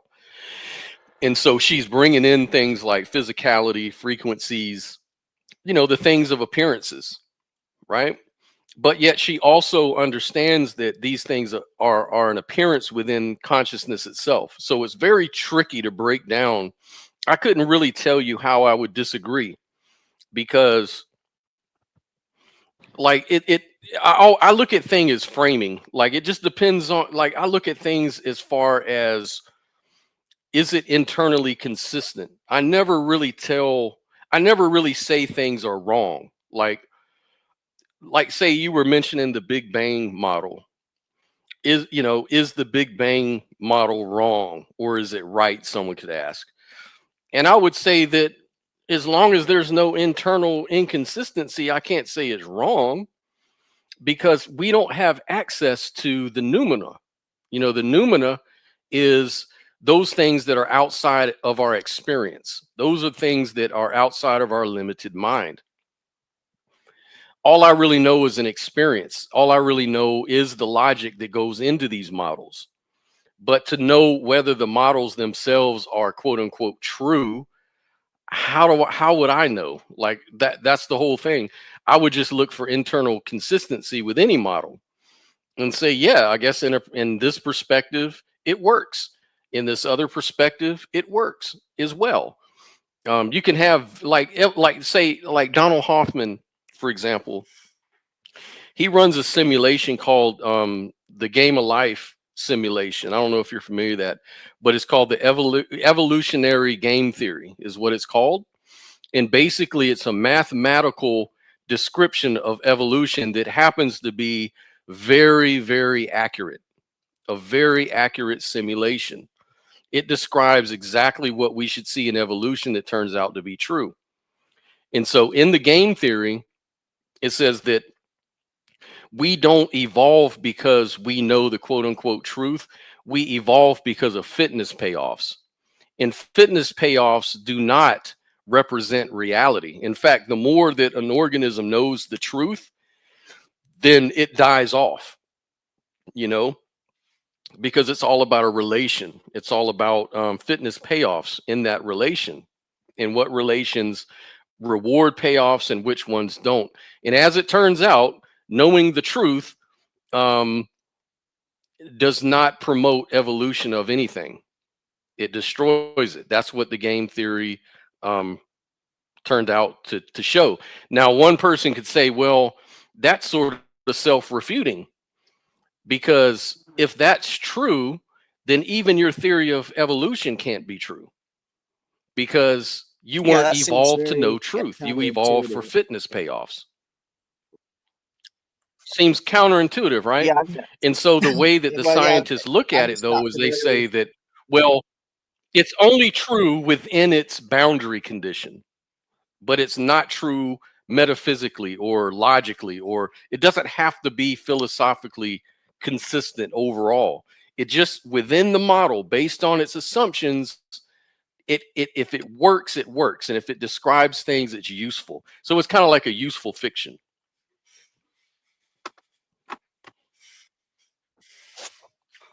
I would so that the way that me and Scott differ is Scott is well, I don't know, maybe I'm making false accusations here, but I, I just like I'm not like oh shit, man. How do I say this? Like I'm an idealist, but not really, because I'm not like the conventional idealist. I don't call it a greater mind or it's just all mind, like it's in the mind of a greater mind or some shit. You know, I guess it's different because I say that consciousness is mental and physical. There's nothing that precedes nothing. You know, it's just consciousness is mental and physical. And so it all kind of exists at the same time. And I don't know exactly if Scott sees it that way or not. Do you? Yeah, I see it exactly like that. That's exactly what I'm saying. Is that And I don't all really these know if that's all non-dual. well think about it. Um, All things arise at the same time. Like, you know, we were talking to Joel, and he had the same issue. He was like, hold on, I'm eating this pizza. Hold on. in other words, if So he was so saying that, like so like yeah, like I was saying, I think, therefore I am. I believe that.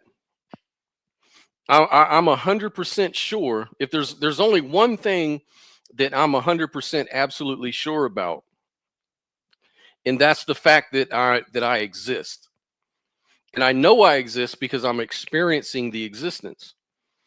But someone like Joel comes along and he says, "Well, that's closed-minded because you cannot be sure that you exist. There's always a possibility that you're just confused about that." But my point is, you can't be confused if you don't exist, right? And he goes, yeah, that sounds reasonable, but you're just making more arguments. And arguments by themselves, by definition, can be wrong. But I don't look at it that way. I don't get to consciousness through argumentation. It all That's arises just at automatic. once. It's just automatic. Exactly. So I But I agree. think All the these problem that things. people have, like, Mhm. I think the problem that people have with idealism, and so did I when I was first exposed to it, it has no mechanism. Like, idealists can't really answer certain questions.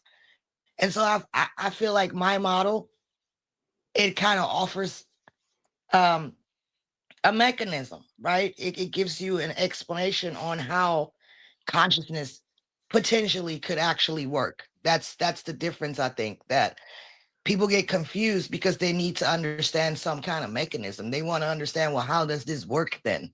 You know? Well, see right, and see the problem with mechanism. I mean, I don't have a problem with mechanisms because they're useful and they're good analogies and they work.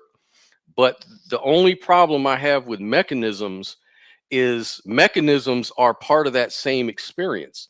So what it's kind of like is this: suppose you're in a movie theater and you're watching a science fiction movie, and on the science fiction movie appears this little supercomputer brain, and then you infer, oh, so this supercomputer brain on the screen of appearance explains the movie.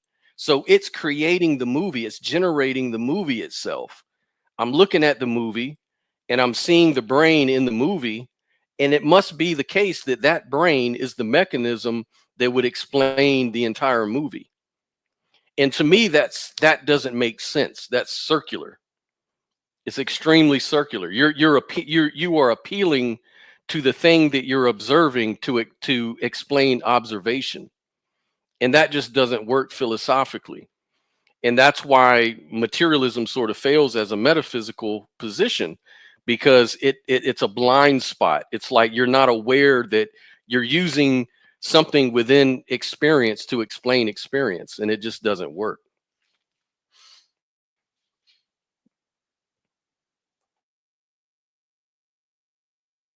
Dead It's silence. completely yeah. There's some deep shit. No, I might. Yeah, it's completely circular. Yeah, it's completely circular, and that's the problem with that. Yep, that's Although the at a hard problem of fundamental consciousness. level, Yeah, right? it's At a called the hard fundamental problem of level, consciousness. Yep. right? Exactly. At a And also, fundamental level, I also Go go ahead. ahead, go ahead. Objective. at a fundamental level, it may be um, irreducible. The circularity may be irreducible, though. And you mentioned That's right. the doubting. That's how Descartes actually, his thought experiment of the evil demon is exactly based on that the doubting, the act of doubting itself, act of doubting existence, um, is what ultimately convinces the person that they do exist. So that is kind of interesting. Okay, so Sophia, what were you going to say? I forgot, but yeah, I agree. I mean, also it's kind of narcissistic to think like that, because like that's like the narcissist has no inner self, but he does have an inner self, but he just has not realized or integrated his shadow Right. or her He shadow. hasn't. Well, And he the just way I look at it he needs to, too. Mhm. it's like the original state of consciousness when it's completely unaware of its shadow, and so it needs to interact and use things as a mirror to reflect back to itself, right, to discover its own shadow, because that's what narcissists do. They seek validation. It's like they in a way they don't exist, they just have an emptiness, and so they seek validation from you to make them real, let them know that they're real. And so I would say a narcissist is very hard to rehabilitate, so to speak, because they have a shadow consciousness, I would say. And so thinking like that, do I even exist? Is existence even real? Is it all an illusion? I mean, in a simplified terminology, I would call that narcissism. I know that sounds crazy, but Well, oh to me, shit. it's just incoherent. Like, for me, I Well, that's think what that narcissism is. well, yeah, and I would say that what's going to make a person more idealistic or more materialistic is going to be how serious they take this problem. Some people see the problem and they just give it no thought. They say, what? That's just more Phil bro crap, and they don't really want to engage with it. They're just going to be like, you know what? All I know is when I put my hand on the oven, it burns. That's enough for me to know there's an outside world, and I need to take that more serious than all this philosophical bullshit. But if you're a person who values logic, depending on how logical you really want to be, it can take you into that deep end of idealism. But this is where the non-dualism comes in for me. The non-dualism is to say that all of these things are equally real under one single experience. So you can be both. You can be non-dual, and you can also take the dualistic world very important. In fact, I would say that I take the dualistic world more serious or more immediate. I wouldn't say more serious, but I would take it more immediate than say the non-dual perspective. Now, the non-dual perspective is very helpful because what the non-dualism can do is integrate, like you were saying, and it can also be good for society. For example, like my children, like if my children are hurt or need something, I would gladly trade places for them because I see them as part of me, right? So how much greater would the world be if we all looked at each other the same way?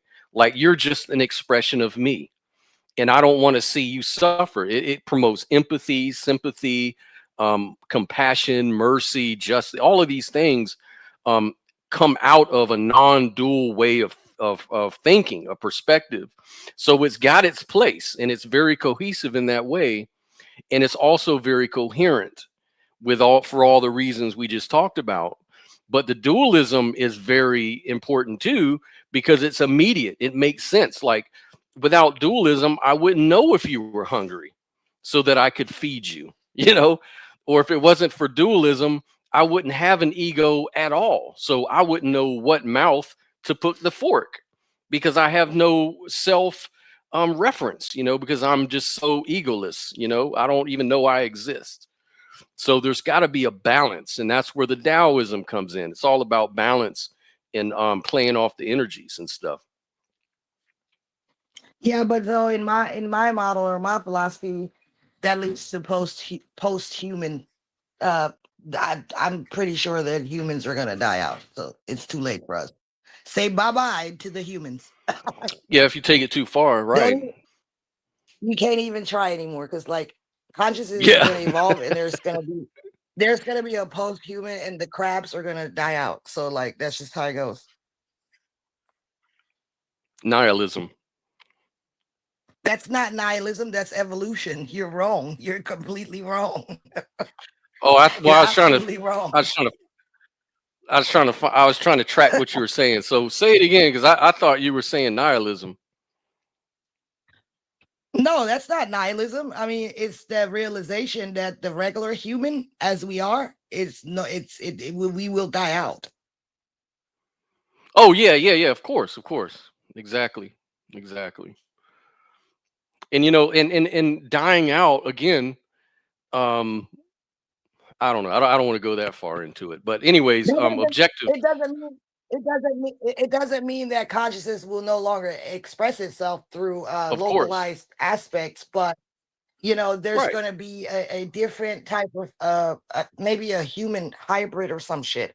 This is what leads to like AI and stuff like that, like what we talked about the last time. Yeah, We're exactly. entering in that phase, and we're supposed to be there pretty fucking soon, somewhere around 2025.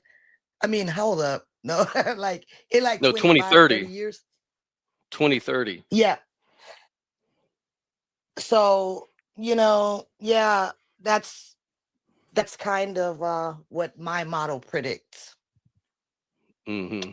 And But interestingly, a lot of the Native Americans prophesied that. The Hopis, You have to look Indians, into right? that. Yeah, they're one of the tribes, yeah, but many of them did. They foresaw that, and it's gonna be. They called it the fifth world. Objective ethics. What other questions might you think up that we can answer? Yeah, I'm trying to just meditate on all this and chew on it because it's all very fascinating. And you're right. I don't know. I don't think that's interesting. If I was going to push back on something like this, um, to me, there's the argument that I run against hard solipsism is the same argument I would run against dualism or non-dualism. To be honest with you, it may not Oh, okay. necessarily map over one to one, but it's the asymmetrical. It's what do they call it? Experiential asymmetry. Uh, Mm-hmm. and I think this is what Joel was getting at when your guys' conversation. And I could be wrong about that. And again, I'm not saying necessarily I think you Can we guys are say? wrong. I'm not. Yeah, go ahead. Can you say that in layman terms? Because I'm stupid.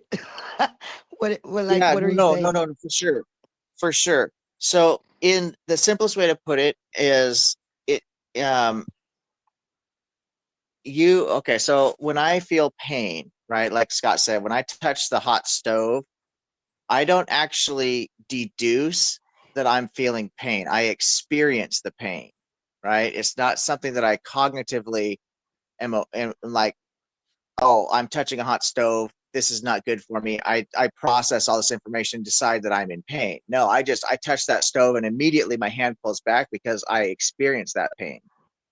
When you're standing next to me and you touch the stove and I look at you and I observe you doing that, you pull your hand back the same exact way that I did, but I am not experiencing your pain. I'm deducing that you're in pain through my observation.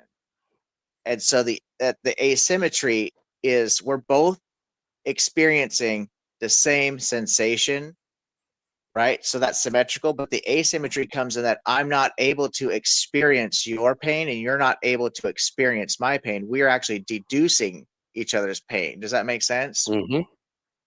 Yep. Yep. So Yeah, so you're he, saying that you he have your own subjective experience of how that pain feels to you. In other words, take a yep. different example. I may see the color red and it evokes all types of feelings in me that it may not evoke in you, but yet we both agree that it's the color red. Is that what you're saying? To a certain, well, sort of. In my example with the pain, I know exactly, I know exactly what you're experiencing, exactly the same, even though my experience is subjective. I could deduce that you are so what that means is that you're by deducing that you're experiencing the same thing I know for a fact, or I believe for a fact that I'm experiencing because I pulled my hand back, that shit hurt. That validates my own experience. And this is an argument I run against solipsism because that validates my experience because I don't feel your pain, but I recognize it because I feel it in myself when I touch the stove. And so that validates my experience for myself. So I'm not just imagining that I'm in pain. I actually know that I'm in pain because I watched you do the same thing I would do. Does that make sense? Mm-hmm. That makes a lot of sense. And actually, that's a very um, common sort of I question don't really about agree with that though. idealism. I mean, like, I don't have to know that Well, I don't have to know that somebody else is in pain, like to know that I'm in pain. Like I don't get it. That throws me for a loop. No, you don't have to know. Oh yeah, you do. Well, okay. So you wouldn't know if you'd never experienced pain, if you'd never experienced the physical reaction that comes from pain. If somebody pulled their hand off a hot stove, you wouldn't know why they were doing that. You would understand what was going on because you hadn't experienced it. So without our experience, our own experiences, we can't validate what we're observing. And that tells us that we're actually, our experiences themselves are valid.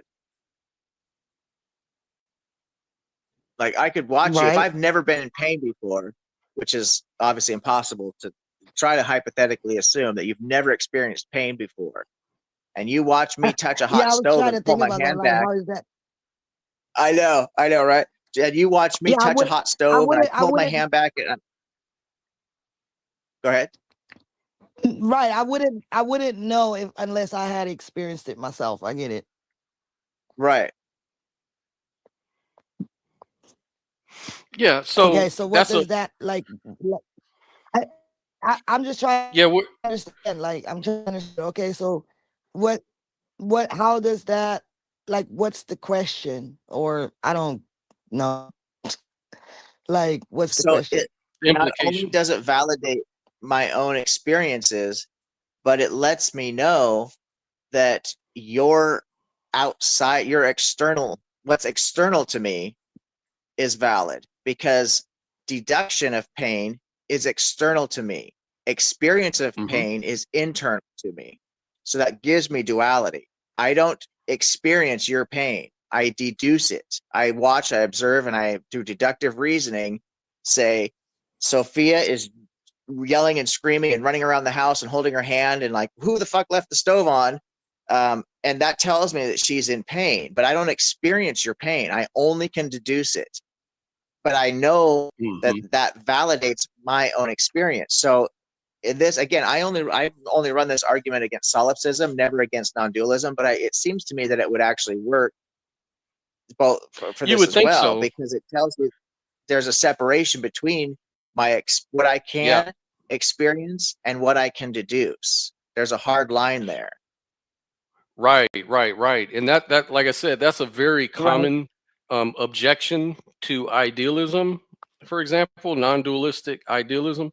So just to kind of um, explain this, kind of unpack that. So asymmetry is in the universe. So whether it's my experience versus yours, or whether it's matter distribution or entropy or arrow of time, I would say this does not actually disprove idealism. In fact, it fits naturally within a mind-centered view of reality. So idealism does not require perfect symmetry. So conscious fields or awareness actually can give rise to complex irregular patterns, just as your own mind does, right? Like in a dream, you could look at it like in your dream, you've got other people within your dream, and you see another person in your dream suffering. But it doesn't mean that you're suffering, yet you're all sharing that same dream, that same mind, that same unified, dream, right, of you. So conscious fields or awareness itself, that's the nature of consciousness. So let's say like physical laws. So from this perspective, they're not going to be independent constraints, but they're going to be just different patterns within consciousness. And the I don't asymmetry know. You look at it just like, reflects it just reflects that. So in other words, asymmetry is not a problem to be solved. It's just a natural feature of a conscious universe. It's analogous to waves appearing irregularly on a single underlying ocean of awareness. So like, how you got ripples and waves, but you can't just take the wave out of the ocean and put it in a box and carry it home. No, it's all part of the same ocean. It's all water. They're just different activities within the ocean. And it's kind of the same way with the wave of consciousness. I was hoping you would get What were you there. going to say, Sophia? Like, because Yeah. Oh, is that yeah, I was hoping Scott would get there. And he did, because I was gonna butt in and tell him to stop making shit all complicated. But yeah, I agree. Asymmetry Like, exists. So non-duality must be false. I think that is a category error. So I would have said it way shorter. Non-duality does not mean everything looks symmetrical. It right. just means that, things appear differently, doing different things, but it all arises from one unified field. It comes Yeah. all from the same field. And Have you ever heard of it's kind of like DID? what I explained with the whole, yeah, DID. It's like one stream, right? It's one stream of You're talking light. about Are you Once talking that about light dissociative passes, identity disorder? Yep. Yep. yeah, Okay. it's Okay. it's similar, but I don't really want to use that one. I think the simpler one is you have one light stream or one light, right? And once it passes through a prism and fractals into the different colors, you can see the different colors. That's real, right? You see blue, green, whatever. But in reality, though, they all come from the same stream. The same source. Same. Exactly. Right. Right. That's And that's true. prism, Yeah, like, you know, and even like you get split brain patients, you split their brain and you can have like two different streams of consciousness going on. Actually, you can have more, like with the DID thing that Sophia didn't like, but it's kind of the same thing where you have all these different streams of consciousness with their own memories, their own perspectives, all housed within the one mind. And so that's kind of analogous to what idealism is saying, is that the nature of mind is always to do that, is to fractal off. And so you could say the universe has a mental problem. I always said, you know, God is the same. God is crazy as shit. He crazy as shit. He really Hey, is. something else I learned about the other day.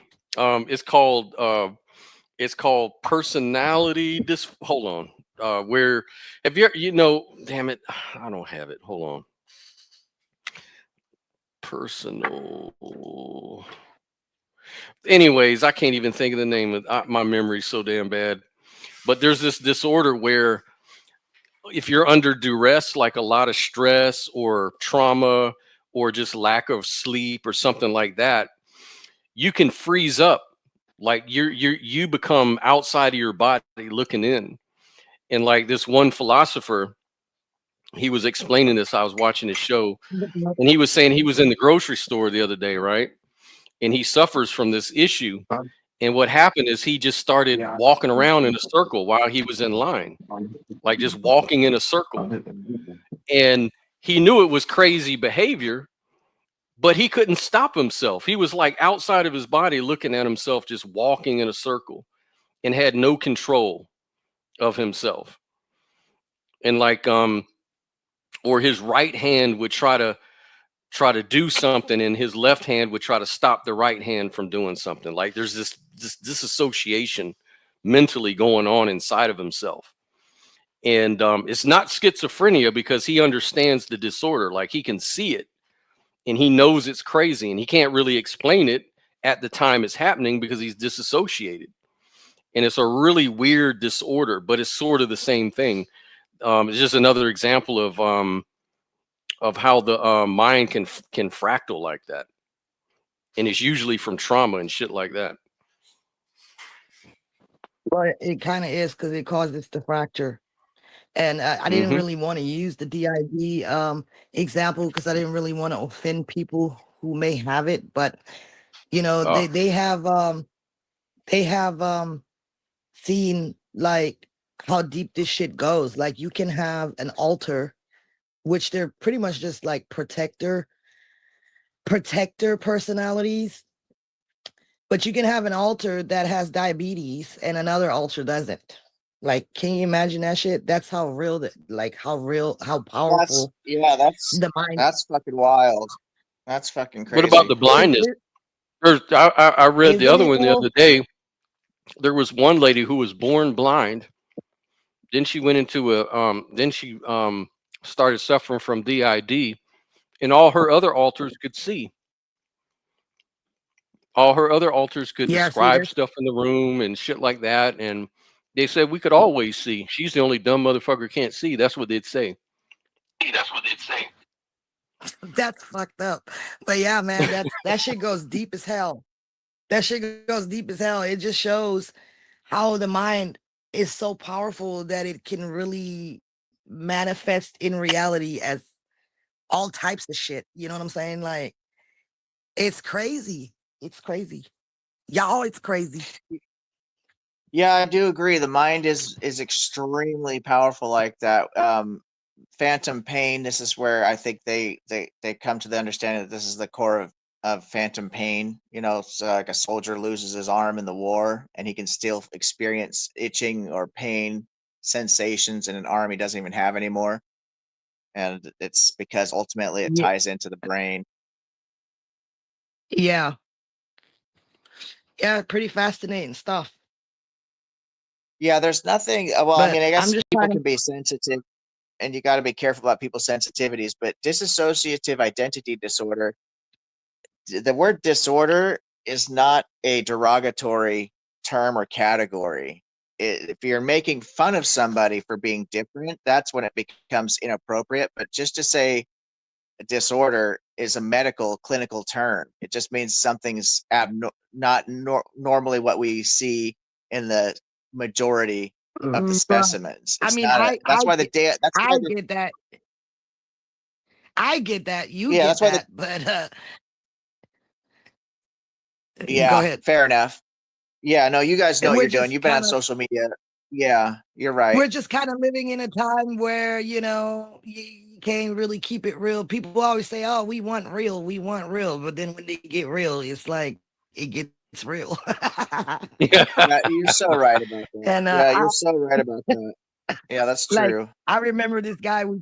We call him David. Now let me not say the name, but we call him Astroblast because he said that he had Mm. the ID, and when the minute I compared, the minute I tried that comparison, he went off on me and he was like, "You're misrepresenting it, and you're making fun of the disabled and shit." And I got so much backlash for that shit. Like, how long did that go on, Scott? Man, that went on too long. And man, and then as it turned out, he pulled up references. He would go to like Psychology Today. He's like, you guys need to fucking read this article before you start talking about DID. And And then it he would just say the simply exact said same shit we everything that said. we said. The same thing we said. The exact same And thing. I'm like, look, dude, look, homie. I was raised by a man who had a whole system inside of him. All right. He was an army general. He was a fucking like this man had like a system of 5 fucking men inside of him. How do you think I turned out the way that I did? Like, I know what the hell I'm talking about. Yeah. Yeah, it's just crazy. And I think part of it is that, consciousness is really a blind spot because in our culture, you got to understand we don't really like to talk about things like consciousness and feelings and um the mental, like any, you can have any disease in the world, people will feel sorry for you. The minute you start talking about you're mentally ill, people start using it as a derogatory word.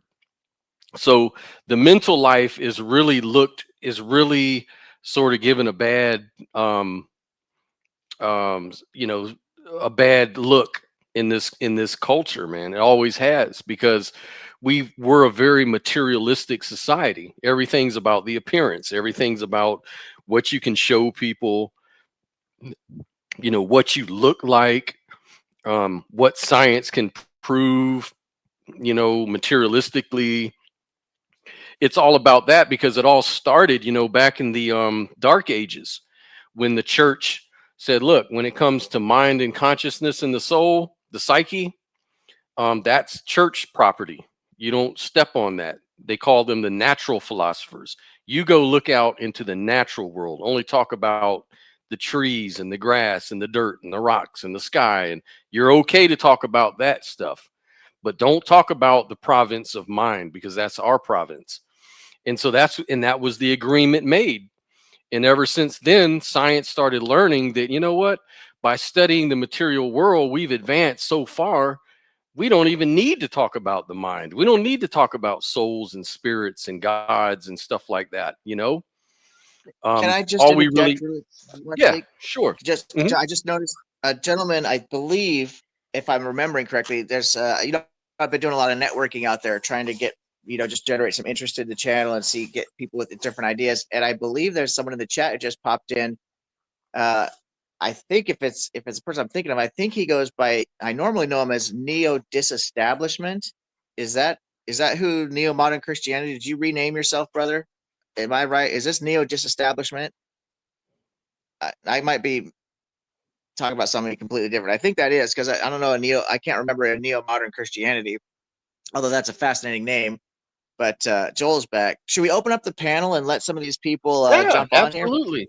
Please, if you guys want to join, Let's. let me copy the link back in there. Hold on. I'm gonna. But yeah, all that Yeah, paste- stuff that's sounds interesting like a because bunch of him. if that is neo disestablishment, we never really got into it yet. There's just like Scott said, there's so much to this that you're never going to get it all fleshed out in one stream. But there was a gentleman I interacted with, very intelligent young man, and he was talking about a mathematical model that he has, and it was a lot of it was going over my head because I'm not a mathematician, you know. It, your screen name and the at chat for some reason. Hey, Joel, what's happening, brother? Hey, Joel. Yes. Guys. So he said yes. He's the same guy. I'm not sure. Anyway, Objective. but there's, I think, yeah, that is, yeah. He's got this very fascinating model based in mathematics, and there's no way that we're gonna be able to freaking flesh all that out right now because Right. we've already been going for 2 hours. But I would like to, I would like you guys to hear his model because it's fucking fascinating, and I'd like to get a better handle on it. Wow. But I did ask the brother. I says, so would you consider yourself based on this mathematical model that as a dualist or non-dualist? And he actually responded that he's neither. And just to give you the basic formula, so it's very similar to what I was talking about before, and some of the things we mentioned about, like the. And I can't. I'm trying to think of the simplest way to put this, and I'm gonna do it a disservice. I should let him come on here and explain it if he has any interest in doing that. But He'd again, probably this is turn just that gonna into open a up a whole whole nother other show. can of worms. Yeah, we Yeah, could we should maybe have him probably. on. Yeah, we should have him Maybe we on could have him because on and Mm-hmm. if he's And interested in coming yeah, on, if you're interested. Yep. go ahead. But if Joel, did you want to ask some questions, Oh, my guys. friend, Well, hey, I had to go for a little while, so I haven't about been, up to speed on what you guys were talking about. well, we were talking about earlier about the what you call it, the I think therefore I am as well. So if you Oh yeah, our wanted ongoing to dispute. clear that up or ask questions about that still, I Yeah, don't know if that's I was just, Joel. I was just trying to basically try and get a more solid handle on what Scott and Sophia's positions were because I've been getting to know them and I've heard them talking, referencing this non-dualism and mysticism and the LFM model from Sophia, but I never really got an actual grip on what it was they were really getting at. And I heard you have some interactions with them here recently, and I tend to see things. I think you're onto something. I think it's very interesting, and I was just trying to get a better feel for it. So that's what we've been talking about today, to try and get them to explain it to me so that I could really understand, because I don't want to make assumptions about people's views, and I'm not judging Scott or Sophia or you about your guys' views. I'm just trying to literally just understand it. So I'm trying to show you guys respect by being able to really get a real good grounding on where you guys are coming from. And I mentioned to Scott and Sophia once they explained their positions that the argument I would probably run against this, not to say they're right or wrong, but just what's coming to my mind is the same argument I would run against solipsism, right? Which is the experiential asymmetry. And so that kind of is in line with very much what I heard you kind of referencing, but in different language. So I don't know if you're familiar with that or not. Well, okay, so I did hear a little bit of the questions, trying to get a little better understanding about the idealism and the non-dualism. I've been there myself, and I don't claim to understand it all. I need a lot of correction when I try to, uh, you know, express it in my own words. Um, corrections from the people who actually hold the positions. But yeah, so I would say I'm still working on that kind of understanding. A lot of the disagreements that we've been having most recently, I don't even think they come down to idealism or um, uh, Non-dualism. non-duality. We were really talking about whether or not a lot lately we've been talking about whether or not anything deserves absolute certainty, and that's probably been one of our Yeah. main things lately. Yeah, I'm that's like right. you, Daniel. I'm agnostic on metaphysics and on ontology um, at the foundational level. I don't take a position there. So um, for me, when I hear these talks about idealism and monism, um, I'm always interested, but I rarely um, you know feel persuaded there. By any kind of valid case. But whatever you guys think is the more interesting thing to tackle. Oh Yeah, yeah, I so agree we with were. Why you, Joel. don't I'm you? very Mhm. much, Why one don't of the you? things I that want to ask. I want to ask Joe. The I'm well, on we mute. all started at once. That was weird. Yeah, that was a free Yeah, for all, let me guys. just Let the I frenzy I begin. was just gonna Yeah. say like I was just gonna say like existence is kind of a special case, right? Like why do you think that it doesn't deserve absolute certainty? That's just I don't know, that's mind-boggling to me. Like I understand being agnostic Yeah. for sure, we don't know everything, and that's obvious. We probably know very little. But one thing I think I do know is that I am aware of my conscious experience. And that to me, that just blows my mind that you think it doesn't deserve absolute certainty. Like, can you explain why? Yeah, well, just look at it. Try to look at it from my perspective. If nothing deserves absolute certainty, then it's not that weird to look at the thing that we're most certain of and say it still doesn't rise to that level. Is that weird to think about? Well, like I said, experience is a special case. Well, okay. That's just Yeah. something I think we do. We may not know anything, but what we do know is that we're having a conscious experience, do we not? Yeah, I thought that was a pretty interesting way of phrasing it. Experience is a special case. Is there any other case that isn't experience? No, I meant like from based on what So you it's said, special, or the but it's special, the fact but that it's we're also, the but it's fact that also the like fact that the one and only thing. what I'm saying is that we can be agnostic about many things. We can be agnostic about everything, but how can we be agnostic about existing and having an experience? So I want to know Well, like if an by actual agnostic answer to you that. mean, well, can I address what you just said? If by agnostic you mean saying I'm not certain, then if we're saying we can be agnostic about everything, then why is it a surprise that when it comes to this one thing, we're saying we're also agnostic about this because we're agnostic about everything? Because that's something I'm sure of. That's something I know as absolute, Okay, like no and ifs and buts about it. I get that. And I also say those kinds of things about it because I think in truth what I suspect here is that I am just as certain of it as you guys are. We're just using different terms to describe our high level of certainty. And I think that the only reason that bothers me is because when you say that you've got absolute certainty, you're kind of saying, well, I couldn't be any more certain than I am. But how many of us have had the experience of thinking, okay, that's as far as I can go, and then realizing, oh no, we can go a little farther. And you didn't know you could go a little farther until you did. And I just don't know when we're at that point where we're saying, this is as far as you can go. How do we differentiate between we know that there is no farther to go, and we just haven't figured out that there is farther to go. Seems like you would have to Further know than everything. You You'd would have have to to have a know everything in order well, to claim you'd it. have to have right, you'd have to have a demarcation line too.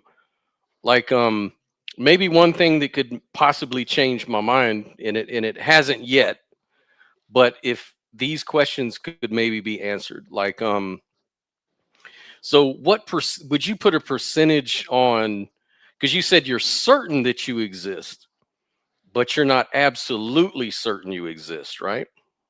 Yeah, I love to put in the terms reasonable certainty Right. and logical certainty. Hmm. Yeah, But I'm but it is comfortable something with you could, those. right. So I would ask, in that case, it seems that if you could say that you're um, not absolutely certain, you just have a high degree of certainty that you experience an existence. So Hmm. is that like 99% sure? I mean, sure, we can, if we want to kind of, put some numbers on it. We're not doing math here. Right, Um, right, right. Just very 99, simply. 99 is typically the number that we throw out there when we're talking about being very, very close, but not quite at 100%. Yeah, you So could to that even extent, yeah, but I well, just don't understand how you tie that into agnosticism, because agnosticism is really just about human uncertainty. It's not about reality itself, like it doesn't really matter what somebody believes or doesn't know. Reality is reality. So I well, mean, well, I don't get it. my question is, like, if it is 99%, colloquially speaking, then what does that 1% look like? Like, how did you arrive at that 99%? well, as I said, not by doing math and having Right. an equals sign with a 99 after it. It's a kind of a ballpark description based on the kind of intuitive um, assessment of how likely or how certain we are.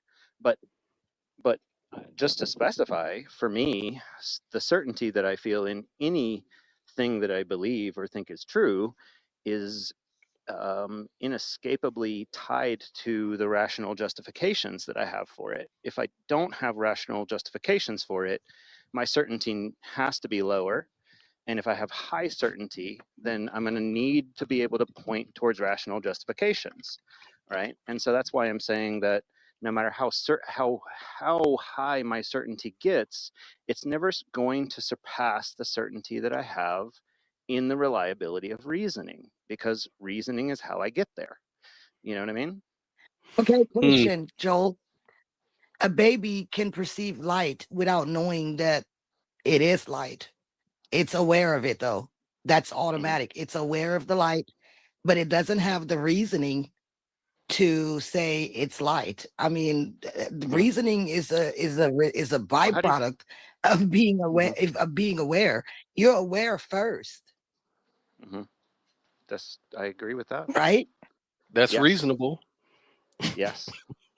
Oh Yeah. my Okay. So god! so let's just put that out there. Okay. Let's focus in here on these babies. I love these babies, but I don't know how they think. You know what I mean? That was I don't. actually I don't. funny, Joe. Yeah. Well, you can't help but love the babies. Yeah.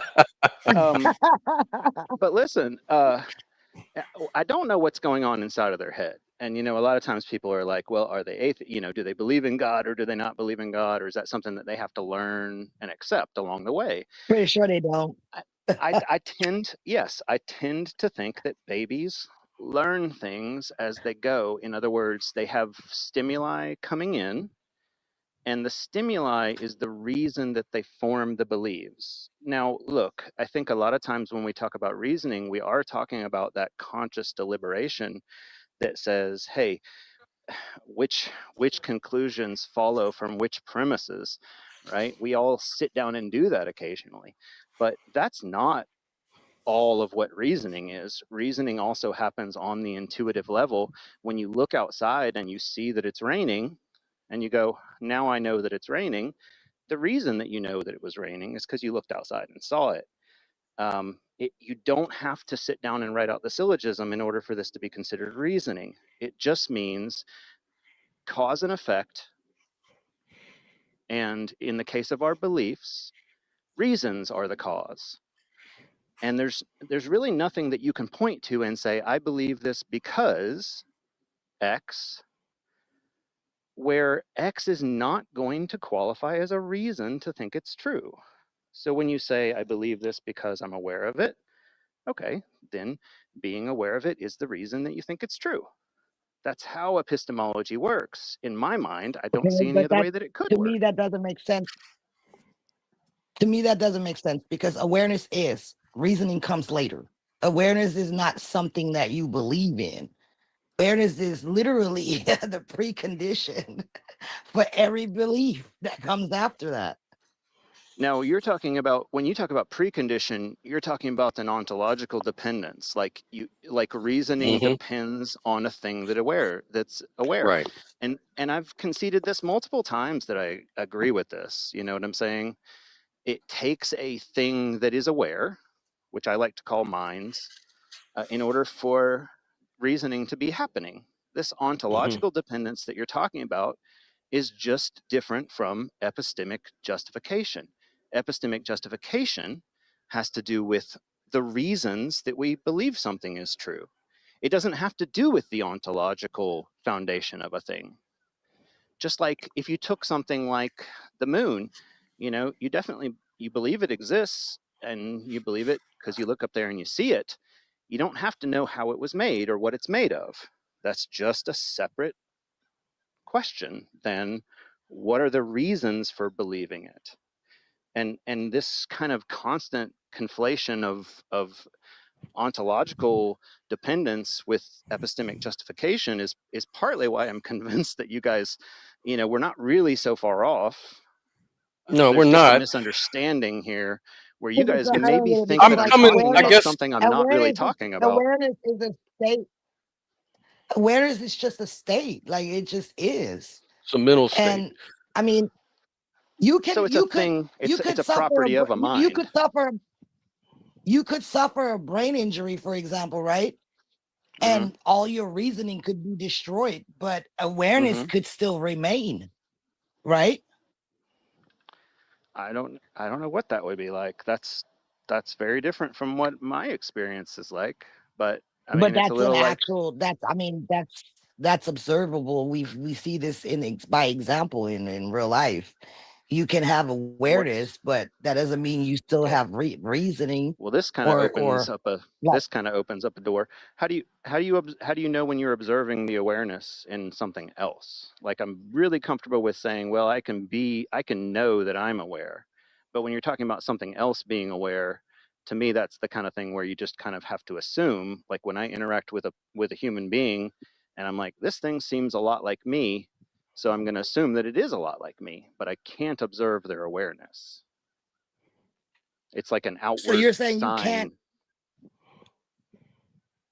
sign. So you're saying that you couldn't observe awareness in someone that has no reasoning? What I'm saying is that if we're talking about a human being and we're looking at their body, we can look for signs that they are aware or not aware, but But they could be a we can't. philosophical Yeah. zombie. Yeah, They yeah. could be a zombie. There's this whole issue, or we could be living in a world where solipsism is true, and my mind is the only mind, and every other mind that I'm Right. interacting with is not aware. They just seem like they are. So this is the issue here, is that no, we don't get to say we are observing awareness. We have to say we're looking at Well, signs of we awareness, what observe we awareness. interpret. Well, that's kind of off Okay, track well anyway. then we observe awareness by inference because an infant like gets hungry, right? Well, An that's infant what he's saying is it's just like AI computer could tell you all day that it's conscious, and it may not be. It may just be programmed to say it, and you could say, well, I experience it telling me that it's conscious. So does that make it? But one thing we can be sure of that I would say. So I'm kind of going on. Are you familiar with David Chalmers, Joel? Yeah, I know the name. I know that he's the guy that said hard problem to begin with, and Yeah. So I'm one of the interested to quotes find that out I that he's a build off. dualist. Hmm. Yeah, and so he's a dualist, and one thing that he says that I do agree with, and I'm quoting it. I just pulled it up right here. So he quotes. He says, "We can be absolutely certain of our own conscious experience. I know that I am conscious in the sense that I'm having experiences, thoughts, perceptions, feelings, even if I cannot be equally certain of the external world." So that's all that I'm agreeing with him on, is that absolutely certainty about that one particular thing. All Um, right. Well, I'm disagreeing with both of y'all about whether absolute certainty is the right. right term to apply here. I'm comfortable with the idea that a lot of people might say absolute certainty, and then you press them and they say, well, no, I mean, as absolute as you can get, or something like that, because people talk that way about all kinds of things. Hmm. So what do you think, objective Okay, ethics? What is your thought on that? Yeah, I'm interested to hear what Daniel has to put in on this. Sorry, guys. I was trying to follow the what you guys were saying and also the comments. I don't know if you're following the comment section from Neo Hmm. Disestablishment. He's got a Yeah. fascinating mathematical model that actually ties into something that I was discussing with you guys previously on other streams about how the thing that exists that we quote unquote see actually contains non-existence within it. And I'm really curious to see if that's kind of the same thing, because it's like the formula he gave is x equals x times 2 divided by 2. So it's the thing that it's not seems to be entailed with what it actually is. But it's really sidetracked from what you guys are doing. So I'm so sorry. So as far as what you guys are talking about, what Joel said, when he said that, so my agnosticism is about dualism versus non-dualism. I see both as being very, very interesting, and I could make arguments for either side. And the reason that I don't know if Joel, if you heard this when we started this whole conversation, it might have been when we were offline. But one of the reasons I get along so well with Scott and Sophia is because even though I don't take a non-dualist position, I don't take a hard position on either side because I'm agnostic about it. I don't think it's something that we can solve personally. I could be wrong about that, obviously, but I haven't heard it. I don't think it can be solved. But I live my life, as you probably may be aware. I call everybody brother, sister, family. I live my life as though we're all connected. I believe as a social species So that I guess the humanity. question might be because you're cutting in and out. Oh, my bad. I believe that as a social species, for propagation of our species, what's imperative is cooperation. And so for me, this is an argument that I run for objective morality, is based off of this concept of cooperation being fundamental. It's a necessary precondition for our survival. And so that's really how I live my life. I try to act as though I'm tied to everybody's well-being, that my actions are paramount, that the way I treat people, the way that I treat everybody outside of myself is very important, just as important as how I treat myself. But I don't put other people in front of me. I run us all at the same level. If I don't take care of myself, I can't take care of other people, right? So it's got to Right. be this Right. balance between my ego and my empathy. And so when Yeah. it comes to the non-dualist position, my life reflects a lot of non-dualist type of behaviors, but I don't take a position ontologically or even um, epistemically on this, because I'm listening to the arguments, not trying to make an argument. I did give some pushback just to kind of hear how Scott and Sophia would respond, which is experiential asymmetry. And to me, that's the argument that I run against solipsism.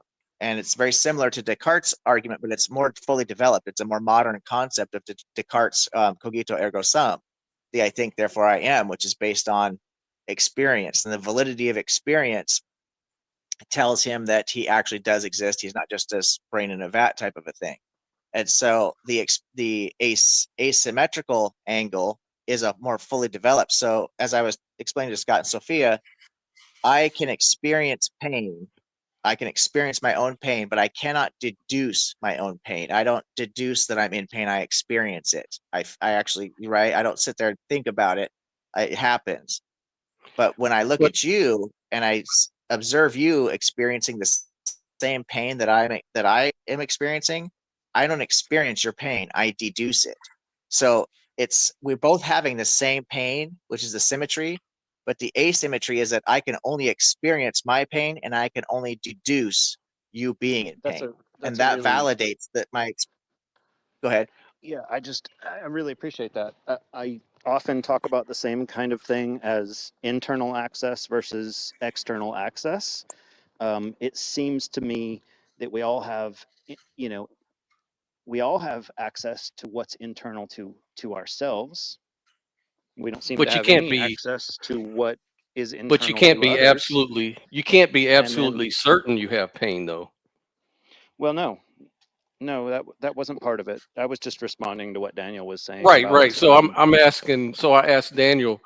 Daniel, you're not saying you're absolutely certain you feel pain, though, are you? Because you could be wrong. You're Well, feeling pain, right? as a skeptic, I don't use that kind of terminology. I think I'm in line with Joel there. I don't even know what absolute Yeah, certainty you would look avoid like. absolute certainty.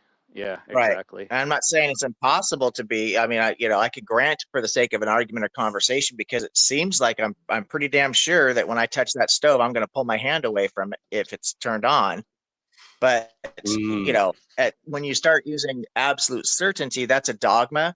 It's a very dogmatic position, and I always avoid those because at the end of the day, and I think this is going to be similar to what Joel would say, is in my experiences in life, when somebody, whether it's myself or somebody else, claims to be certain, absolutely certain, like they cannot be wrong about something, that always leads to a mistake. Always. That's why Hmm. science does not work in facts. We don't say scientific fact. We sometimes will be lazy with our language and say, "Oh, evolution's a fact" or whatever. But we don't really. If we don't understand science, science doesn't work in fact. It works in laws and theories, and even laws aren't facts. This is just the best of our understanding at the time. As I Right, mentioned but before, science points in a That I don't okay. agree with that right. because, like I was But see telling that to Joel, me, when those it are two comes to your own categories. existence, Like and like when it comes to your own like existence, your own Y'all gonna have to like start over. science shit. world. Start over. Start the thought Yeah. over. Yeah, we're When it lagging. when it comes to your Go own ahead, Sophia. existence, it's just self-evident truth. That's not dogma. Like I do not agree with that. That's not dogma at all. That's not a Well, let me doctrine. ask you. Let me That's let me just try to chase down. it's just Let me try to chase self-evident. down this angle of doctrine or dogma. When you say you're absolutely certain of something, and I asked this question, in our group, I don't know if I got an answer from you. Does that mean that no reason could persuade you that you were wrong? And here's the follow up. Um, when you think you're absolutely certain of something, does that mean if you got What am I another wrong good? about? Well, I'm asking you a question. I'm I'm saying, are asking you suggesting that me and you when are you you suggesting that me and you go ahead. I'm asking about anything that you would say, this is the thing I'm absolutely certain of. I'm absolutely certain X is true. What I'm asking is, are you saying that a good reason couldn't make you doubt it? Or conversely, if you had another good reason to think that it was true, to add to the reasons you already think it's true, could you be even more certain than you are now? Or are you saying, no, I couldn't be any more certain than I am now, even if someone gave me another sound reason to consider? Okay, so a good reason could make me consider that I don't exist, but that reason doesn't exist as far as I know. I agree with you about that. It's not about whether the reason is out there. It's about whether or not a reason could move you. If a reason could move you, then is it fitting to say you're absolutely certain? If you say, well, a reason could move me, I could change my mind if I had a good reason to. I could be less certain in this than I am now, or I could be even more certain than I am now.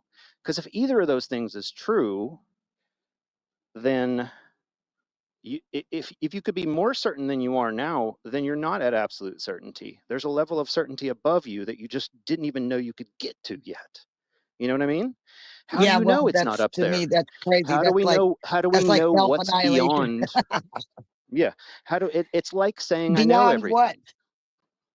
If No, I you don't know beyond everything, what but I you know that I'm here talking to you. I know I exist.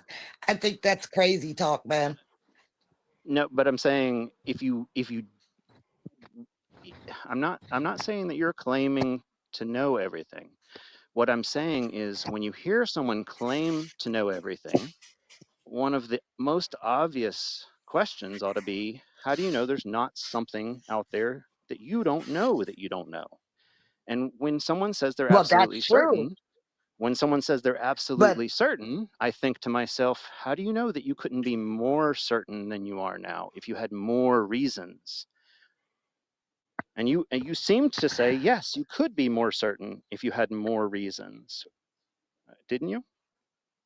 well, I just say this, Joel. I'm having an experience and I am absolutely certain of that. And that's all I can say. If that's a dogma to y'all, I don't know. I guess I Well, don't really care. well, I'm like, when you Can I respond try? that way, I'm it not Joel, does can I open kind try of to sound something? like a dogma I'm when gonna you be put it very like honest. that. I'm gonna be very no, I'm Can I gonna be try? very honest. Can I try an angle? I'm not open to doubt my own existence. I'm not open to that at all. Not at And all. I don't want to force anybody to discuss something that they're not open to, but you know what I mean? Like when you say, well, I'm absolutely certain of this and I'm not open to discussing it, like, okay, we can talk about something else for sure, you know? Hey, But if you I consider don't, that whatever you consider that to be, I really don't care. well, I mean, I don't, I would the way I would just look I at don't it. think it's giving it a good critical look. Joel, can I I try don't really something? care Can what I it try looks another like. angle? I'm not here to prove myself to anybody. I don't care what it looks like. Can I try another angle, Joel? Yeah, absolutely. Yeah. So I just want to. I don't think that, and I want to put words in Joel's mouth, but I don't think that neither that feedback is bad. I don't know what that is. Is that you, Scott? I don't know. Let me mute Okay. out. Hold on. Yeah. Okay. That was it. Okay. So I don't think either Joel or I are doubting your existence. That's at least I don't think either of us are doubting our own existence. I think that what we're trying to get at is that if you think about it, mathematically, right? Infinity is mathematically possible, which means there's going to be an infinite amount of possible realities to any claim so to say that we're absolutely certain about anything, it's mathematically impossible because there's always going to be an infinite amount of possibilities. Is that the clearest way I could say it? So I'm not saying you're wrong. Maybe you do exist, but to make the claim that we can't know anything You're more not beyond what taking, we've but we're not taking into account when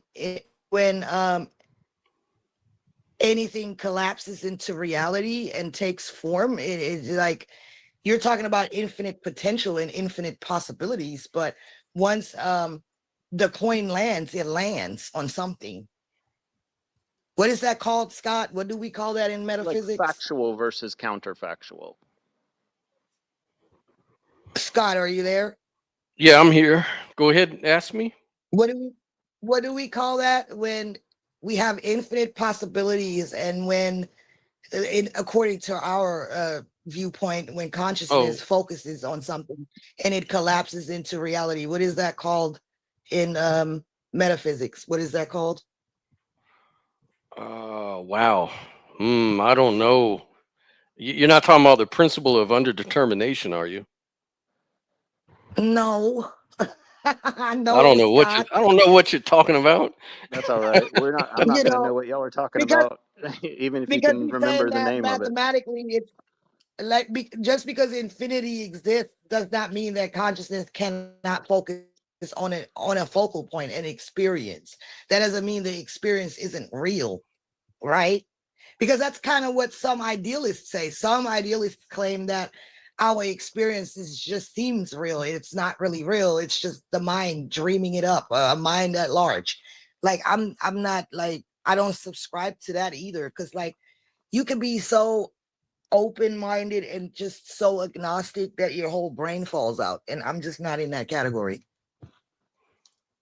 Well, here's my problem is that it just seems like if we're going to appeal to logic to make the point that we can't be absolutely certain, then you can't be absolutely certain about your logic there either.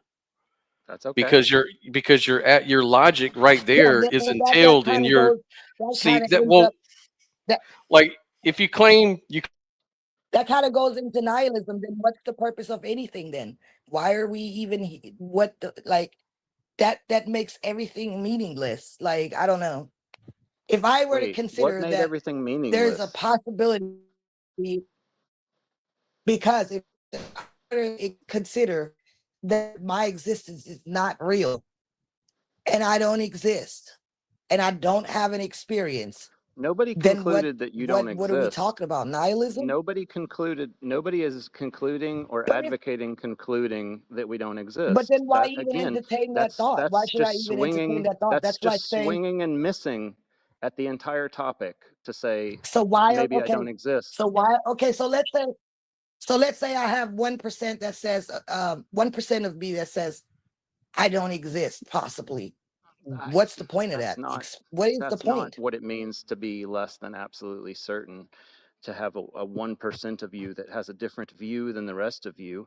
I didn't suggest that at all. I don't know where you got that from. It just means that you say, So I'm well, asking, you know, mhm, I'm just asking, what's asking. the point of this? What is the point? The point is epistemic humility, where instead of saying I couldn't be wrong about this, instead you just say I'm as certain about this as I can be, but I'm willing to consider reasons that I could be wrong if anyone is willing to present them to me, because I'm not going to sit there and say no, I couldn't be wrong, because then I'm closing myself off to being open to reasons. And that's not a reasonable position for somebody who wants to believe true things. If you want to believe true things, then you want to listen to the reasons, to doubt what you think. You want to okay, Well, consider so I them, would just and say you want to that apply I would just logic say and that reason to them. but if you epistemic humility applies to beliefs, claims, and models, but it does not apply to direct experience. Like I don't But I am understand how talking about you're. belief. I am talking about a belief. When you say the thing that I know is true, you're talking about a belief, because beliefs are things that we accept are true. Your own awareness is not a belief that precedes your beliefs. In that case, you're not talking about knowing that so you could you exist, be because wrong? Could as so soon I as could you put a, ask, could you can I be finish wrong? just this thought? Is that as soon as you put a knowing that and then give a proposition, you're talking about a belief, something you accept as true. Awareness is the But condition of even being epistemic aware. humility without a That grounding awareness, axiom collapses into nonsense. That's what I'm sorry, saying. And so the ground here what? is Read it again. awareness. Epistemic humility without a grounding axiom, which is awareness, right? Collapses into nonsense. Like then it's just nonsense. It's nonsense. That's absolutely true, and it doesn't refute anything of what I'm saying about whether or not we can be absolutely certain or not. What I'm saying is, Lord, have if we mercy. ground, hey, Sophia, if you ground what you believe in your awareness, then is awareness the No, reason that you believe what you believe? If it's Jesus grounded in Christ, Joel. awareness, then that's the reason. That's what I'm saying the whole time, is you were talking about But you wouldn't reasons to have think something reason is if you true. weren't aware. If you weren't Exactly. aware, You you have to wouldn't even be have aware to reason. have a reason in order to believe something. That's the So are you process. aware Is to have a first reason? first Are a you thing aware that to is have a reason? capable. Am I So are you aware to aware have a to have a reason? reason? You have to be aware to have a reason. Yes. Okay, so your awareness is not a question. I don't know what you mean by that. It's not a question. So Oh maybe my It's a the logical question God. entailment. could Are you could saying you that it's be a could you logical? be Somebody wrong? saved Sorry. Are you But talking about logical? so Sophia, are you talking logically, about logical entailment? Are you logically, saying that you're I not need help, y'all. absolutely certain about. Scott, I'm hold trying. on. Let's not move on from what she's saying. No, I'm Are getting you talking right about to it. logical entailment? When you say that it is no question, you What? mean it's logically entailed, right? You can be wrong about that. I'm not saying you could be wrong. I'm saying it depends on logic being right. So you can't But be no, more certain about your logic can be conclusion logic can than be you can be wrong. about logic. Logic can be You wouldn't wrong. have any logic I without don't know about awareness, that. Joel. You have to be I don't know aware to about have that. logic. Again, that's Right. the But you do ontological know. dependence. That's You the you could ontological be. dependence and You not the could be justice. wrong. If you could be wrong that you don't exist, you could be wrong that your logic that got you there could be wrong, right? That's exactly what I am saying we ought to admit. Yes. Exactly. Okay, cool. So that's what I'm saying. This is where the logical problem comes in. It's not a Denying problem, Scott. denying the hold on, let me just explain.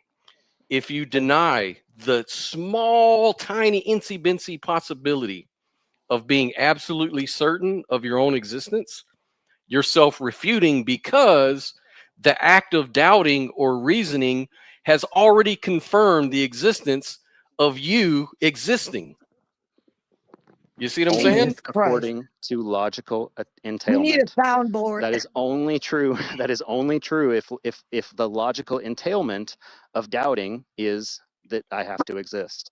And that's why I agree with it. That's why I accept it. That's why I say I'm certain to a logical certainty and a reasonable certainty. See, this So is let me the ask you thing. this. You guys Let me ask you want this, to Joel. have Let me ask you this. you guys No, want to have a serious no, conversation. Let me ask you this. And then you want to Joel, start saying stuff like that. I don't know. let me ask you this. Somebody help me out here. no, I understand what. So let me I'm just gonna help reel you out. everything. I'm Let me gonna help reel you it. out, Joel. Can I just ask him a question? All right, go ahead. Joel, does epistemic humility require you to doubt your own existence? Yes or no? What does doubt mean? Does doubt mean to not accept it? Because Oh, no, here we go. no doubt. Like I wouldn't doubt it like that. No. Does even doubt an mean eensy to beensy ask time. questions about whether or not it could be true or not? Then yes, I think we No, ought to I do that. said so. It does require you to doubt your own existence. So that's a yes. I gave you a yes, depending on what you meant by doubt. So I'm waiting for you to tell me what you mean by doubt. Do you mean I accept the proposition, What does the word but doubt I mean? question whether it's true? Do you fully accept that you exist? I mean, or does your logic Let me put put it in you my own into words. questioning Let me your own? put it in my own words then. I accept that I exist. I believe that that is true. Am I willing to entertain questions that call that into question? Yeah, I am. It's not off limits. Okay, so your answer is yes. So your answer is yes. Does epistemic humility require you to doubt your own existence? Your answer is yes, because you're just I'm saying about rephrasing it something. and going around. I'm saying about something that I You accept think as that you could? true. Sorry, I'm trying to respond to you. I'm saying about Yeah, something that but I look, accept. There's a lag. you just look. You already said yes. Okay, so your answer is yes, because you said that there's room to question even your own existence, right? Nothing is off limits, is what I said. Right. So there's room for you to question your own existence, right? It's not a dogma. I'm willing to question it. Okay. See, that's literally the I difference think between what. dogma and non-dogma is, are you willing to question it? Are you willing to consider reasons to But think see, otherwise? but And I'm saying yes about But everything. is it possible that you could be virtue signaling? Yeah. Is it possible with it we could stick to the reasons to think that something was true instead of trying to psychoanalyze each other? I mean, But that's I'm a not doing reason. that to you guys, Scott, But that Sophie. I'm not I doing that to admit that either I'm one of y'all. virtue. But I Again, gladly. But look, I what will you're admit willing. when. Wait a minute, Joel. Okay, Listen to what I'm go ahead. saying. You're taking everything the wrong way. Go ahead. I know when I'm virtue signaling when I'm not, and I admit when I am. because I know myself, right?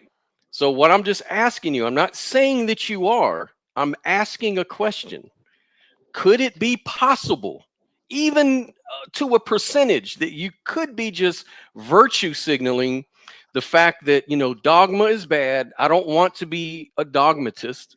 And so because of that virtue, I'm sticking to the virtue. I'm putting that virtue ahead of any kind of logical argument here, because I think I'm making a very logical argument for you, but you're denying the logical argument because you don't want to be a dogmatist.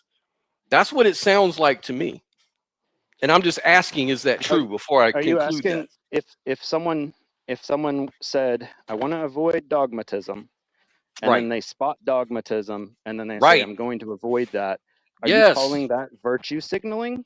What's the difference Yes. between virtue? What is the difference between virtue signaling and just having a virtue that you actually stick to? Because Is that one and the same thing? That's one and the same thing, because that's how we Okay. express our virtue. We signal it. A Okay. signal is just an expression.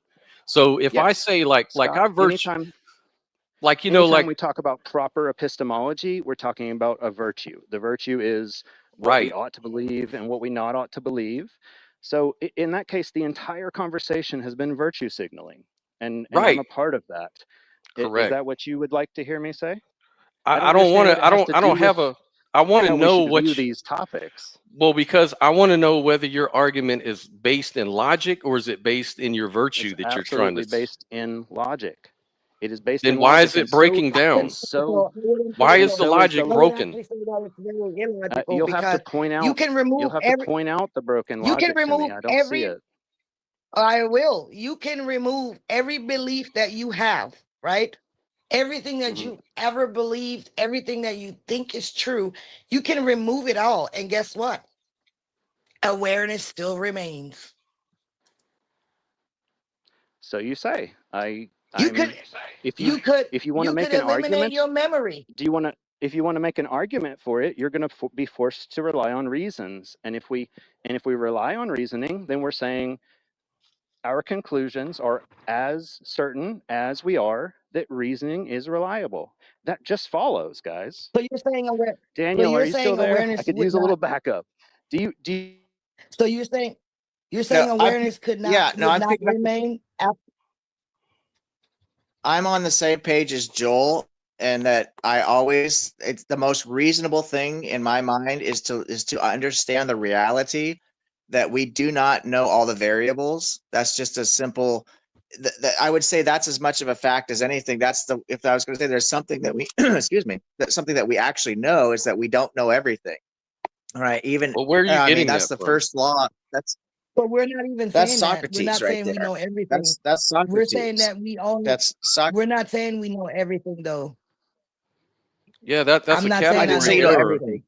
everything. I didn't say you know everything. I'm I says saying all the variables, all about anything. I don't think we know all the variables about anything in life. Personally, I don't think we do. I could be wrong. Obviously, that I need to, and that's the whole point of it, is that I could be wrong about that very statement, and I accept that.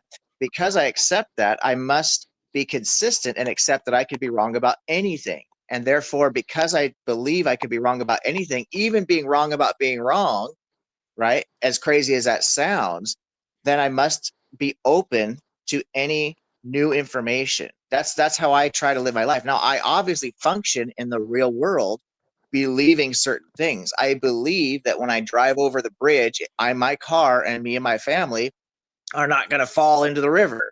Right? I live my life in a practical sense by believing, by acting on certain beliefs. However, epistemically, if somebody was going to put a gun to my head and say, okay, are you absolutely 100% certain of anything? I would have to say, no, I'm honestly I don't embrace absolute certainty because of what I mentioned about, like, mathematically, there's an infinite number of possibilities. I only see things through a very particular lens. I only experience things through a very particular lens. And I just don't feel comfortable saying that's the only lens that reality could exist through. And I don't know, Joel, are we saying the same thing, or am I have my I'm own just thing saying. here? We're I'm just close. saying. I don't I'm have all just those saying that same. you're flying in the I face. would I'm say looking that. right at. I'm I would looking say right at that. the What I Stanford would say. Encyclopedia. Hold on, But Sophia. Scott, Hold on. Hold on. Let me. Scott, Hold on just Shit, a I'm second. getting mad now.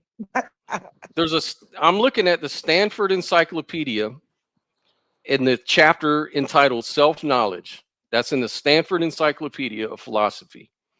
And it says, self-knowledge about knowledge of self is infallible. That is, one cannot have a false belief about one's own mental state.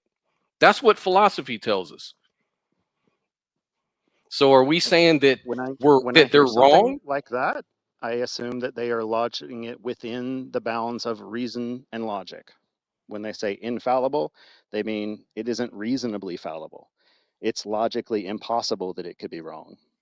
Those are the kinds of things that we often say something is impossible, and what we mean is it's not logically possible. But we put it in those terms, and I think that's what you're seeing there. Well, it's telling Because here's me the thing. infallible. Here's the thing. It says If we drop, there's if we another drop, article by Eric Schweitzel in the article entitled Introspection describes Yep. in introspection as a one way to access infallible knowledge. Where there is philosophical debate about how secure one is about anything else only applies to external.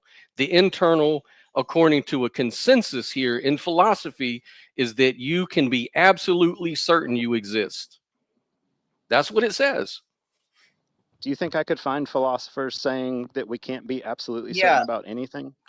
Of course. So that's why this Okay, you can so have we a can- consensus, so but this smart does not people mean disagree. 100% of philosophy. Smart people disagree on this. Yeah. So let's all pat each other on the back. We're in that group. We're the smart people who disagree on these things.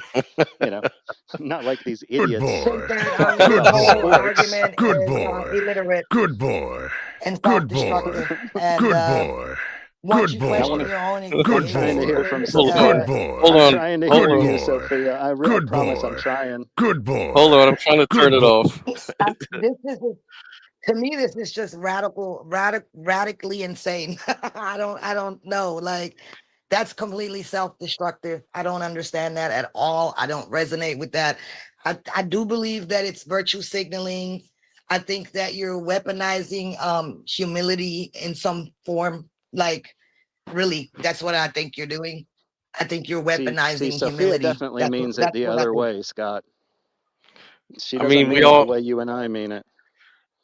Yeah, right. Well, I mean it. The only all I can say is that, for me, it's just it's a coherency problem. That's my only hang up. Logical coherency. Yep, it's that is the incoherent. problem. Yep, it is a logical impossibility that I don't exist, and you can say the same thing. That I made explicit right from the get-go that it's a logical impossibility. So how do you define it? Okay, let me ask you this. How do you define existence? Oh gosh.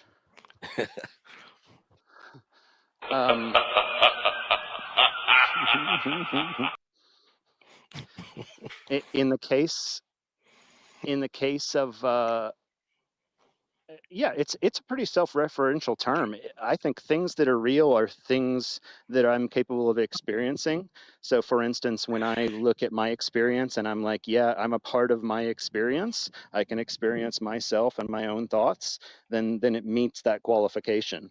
But I mean, that's a pretty self-referential definition of existence. I also think there's kind of an external existence that we all have access to.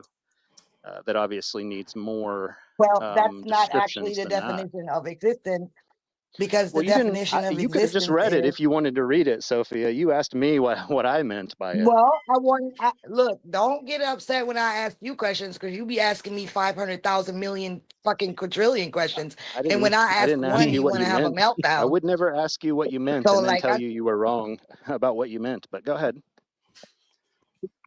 Well, I'm just saying that is your own personal that's your own personal interpretation of existence. But existence is defined as the undeniable presence of awareness and experience prior to all concepts, beliefs, reasoning, or interpretations. Wrong. Just kidding. Yeah, you do think that's wrong. No, I mean he's You trying do to make think fun of that. you. I'm just, you know me, You're I'm a Just just kidding. prescriptivist. you just I tell people what words mean. So, you know, Hey, whatever. I'm just looking at I don't know. Do you think it's a fallacy to appeal to experts? no. Okay. So field papers of 2020 But experts shows can be wrong. So they can be wrong. Yes, no doubt about it. They can be wrong, but they it's say not that gonna convince Joel. So yeah. So most philosophers, according to Field's papers, something like 98% believe that you can be absolutely certain of your own conscious states. I don't know. Take it for whatever it means to you. Let me the ask you this. experts are Let me ask you all absolutists. this about They're the complete. experts. The expert, Let me that ask you this expert is about a the complete experts. absolutist. Scott, Let me ask you this about the experts. see, And this is important. here we This is go. important. Mhm. Do the experts have good reasons to think what they think about it? Sure. I mean, I haven't Oh looked at all gosh. of them. Well, I I haven't hope, looked at all of them, but I yeah, mean, I'm sure they I could hope come up with a reasons I hope reasons are a reliable path to truth then. right. I'm pretty certain. I'm highly certain that they are. I don't claim to be absolutely certain that they are. So Yeah. I don't know why I would be, if I'm hesitant to be absolutely certain about anything, then, you know, even pointing to experts and it's kind of like, well, we're not saying it's true because they say so. Well, then we're certainly not trying to say it's absolutely true because they say so, are we? You'd have to be absolutely certain that you could rely on the experts if you were trying to say that, right?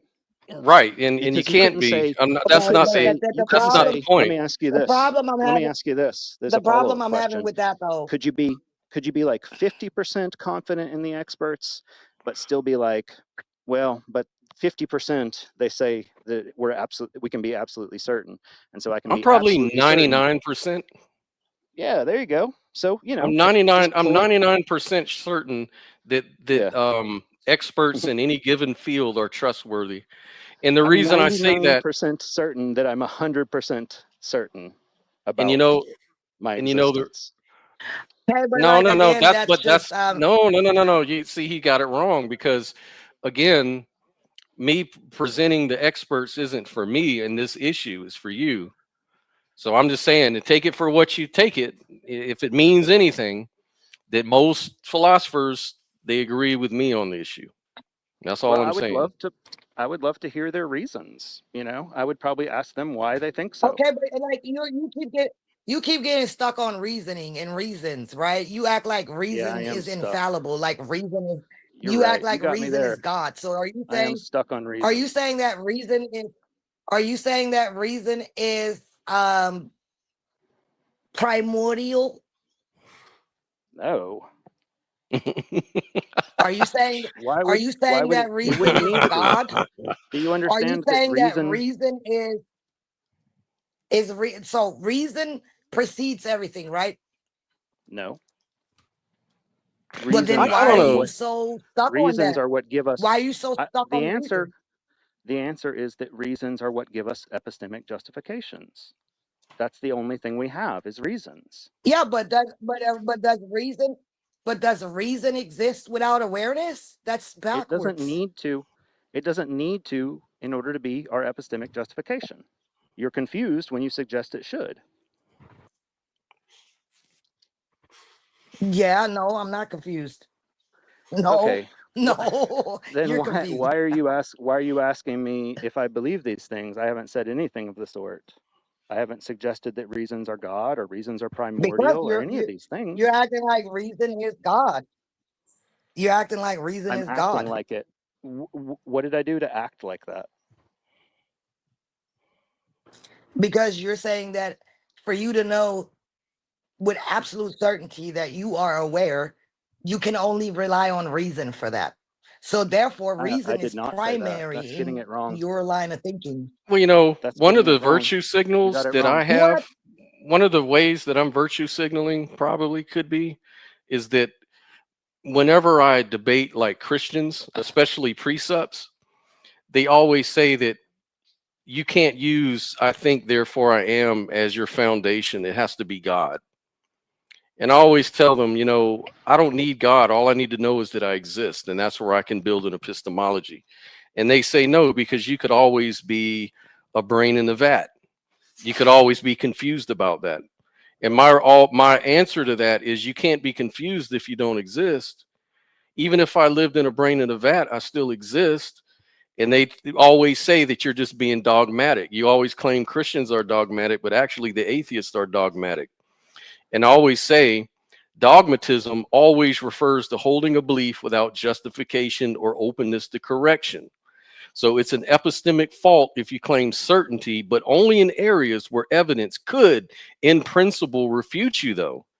So why claiming certainty of my own existence is not dogmatic, and this is backed up by philosophy, is that your knowledge of your consciousness is self-validating. So doubting your existence requires a conscious doubter.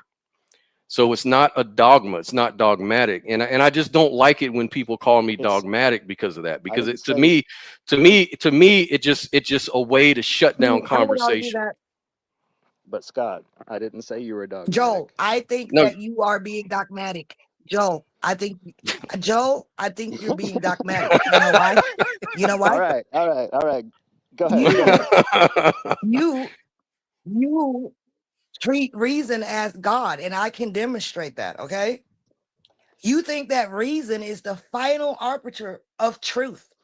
You think reason is the only valid path to knowledge. You think reason must judge even awareness. Reason is superior to direct experience.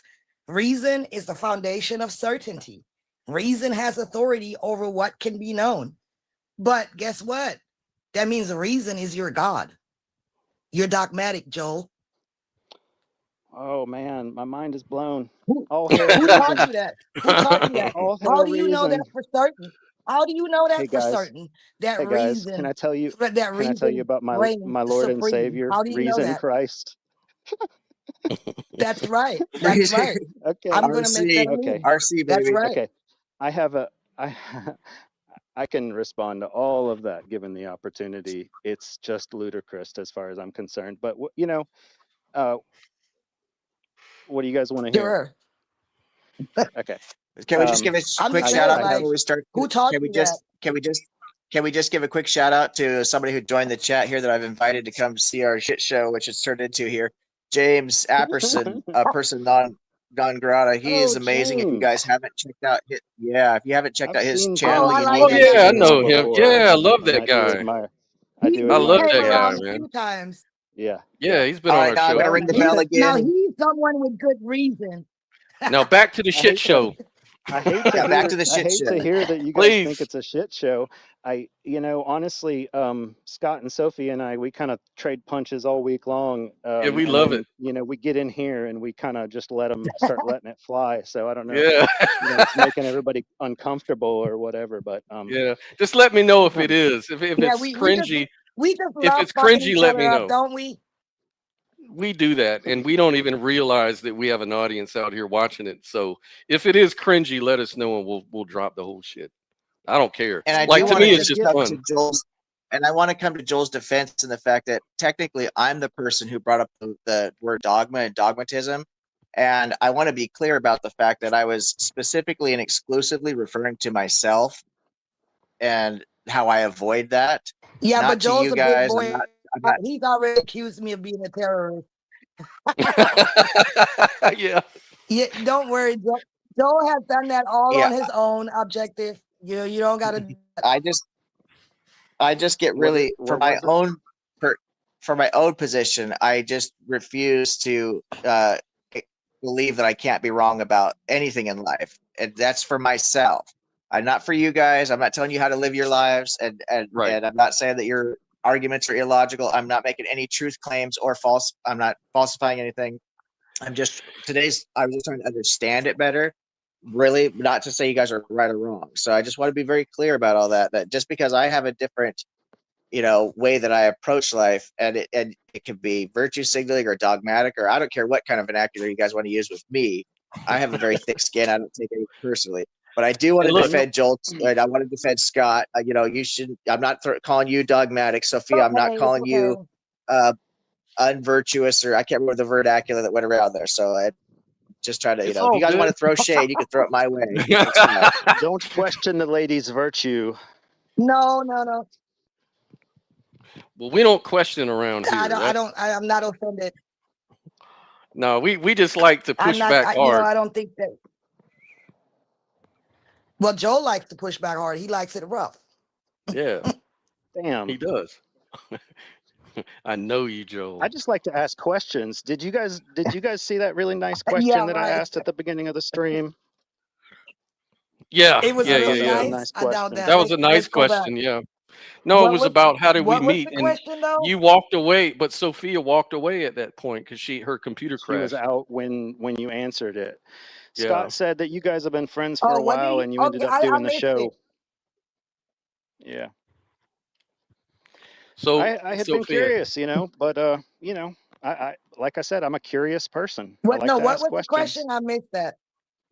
the question was, how long have we been doing this show, and then did we know each other prior to doing the show? I think that was the gist of the question, right, That's Joel? basically it. Yeah. No, Joel was like the winner of the chat. Remember that? He started coming around and watching. Yeah. That's right. I won the And first I was chat like, that I oh was yeah, in. Joel won the chat. Yeah, I remember that. That's right. A lot of people like But to then win he came in- debates. I but like then to he win came in- chats. But That's see, right. he came in with kill shots after a while. That's right. Nobody's safe. Nobody's safe, Sophia. No got No me. sacred one is safe cows. from Joel. No sacred cows. You're all on the plate. You are on my plate. Yeah, we know that now. Well, anyways, so look, do we want to talk about the idea of whether reason is God, or do we want to talk about the idea of whether reason is required for certainty, or do we want to talk about absolute certainty? Because I mean, I'm fine to We go can circle talk back to about- any of that. Let's talk about experiential knowledge. Yes, because since you and I talked last, Scott, I have thought a lot about experiential knowledge, and what I decided about it was that when we just kind of have that experience that seems so direct, and I mean, it can be everything from I exist to I'm feeling happy or scared or something, or oh, I see that it's raining. Like each one of those gets a little less certain, right, from that Mhm. highest degree that we're starting from. Mhm. And for each one of them, I would say that nobody is sitting around consciously deliberating about them, right? Right. Right. So if you kind of if that's the only type of reasoning that you're thinking about, then maybe letting that go and expanding to the understanding that what I'm talking about is there's a thing that made you believe it, right? So in the case of looking out the window, obviously, for most of us, we can look out the window and tell if the weather's good or not, and we don't have to sit around deliberating about it. We just look and see, and then we know, right? But if anyone were to say, how do you know, that it's raining? The answer would be, because I looked and I saw. So there's a chain of justification. It's So you're the a awareness. It's the hold on. It's the awareness of the thing that serves as the reason we believe and we know that it's raining. right. Now it's much more direct for internal stuff, like if you're having a headache or experiencing pain, right? That's way more direct than saying, well, I trust my senses and I looked and I saw it and I believe that if I see rain, I can, all that. Like it's harder to say that you could be wrong about like saying, oh, I have a headache or something like that, right? Right. But it is still the fact that you have the headache and you feel the pain and you experience the pain that leads to the belief, right? The experience of pain isn't the belief that it is true. So Okay, it's not the thing that you accept as true. The question to be able to, I want to ask you something just because I want to make sure that I understand what you're saying. Sure. Are you saying that, okay, you're saying that being aware equals being able to be aware of something specific? Is that what you're saying? Well, whatever it is that you're aware of, whether it was I exist, or my head hurts, or it's raining outside. I think those examples kind of cover enough territory that like it serves for what I'm saying. Each one of those things is, we're saying the awareness of the rain is the reason that you believe and know it's raining. so let me ask you this. Well, I don't agree. I So don't agree that you have to well, be aware of something in particular in order to be aware. I don't agree with that. well, let me ask you Can we this get then. can we get an Let me ask you example this. that refutes it? But okay, go Well, ahead. here I'll give you one. Yeah. So, well, first let me just set it up. Let me set you up for a trap. Can you be a gentleman and walk into the trap for me? I'll do my best. I will do my Okay. best. Okay. So, so basically, you're denying from what you just said everything, even experience, has a chain of justification, right? Yeah. Everything has a chain of justification. All right. So that means you don't Beliefs. believe in self-evident facts, because self-evident facts are defined as not being part of a chain of justification. The experience What? itself is the evidence according to No. that The description. experience. So, The right. experience So, itself is the I've been evidence. saying yeah, Can the I experience, yes, can I yes. just yes, that is exactly how I see because that. you are the experience. The You experience are the itself experience, Joe. is the reason. I'm trying to I'm Yeah, trying to repeat. let them go. The experience itself is the evidence. So that is the reason you believe. The experience of it is the reason you believe it. Let's have an example of something that's self-evident, and let's talk about what makes it self-evident and how that leads us to thinking it's true.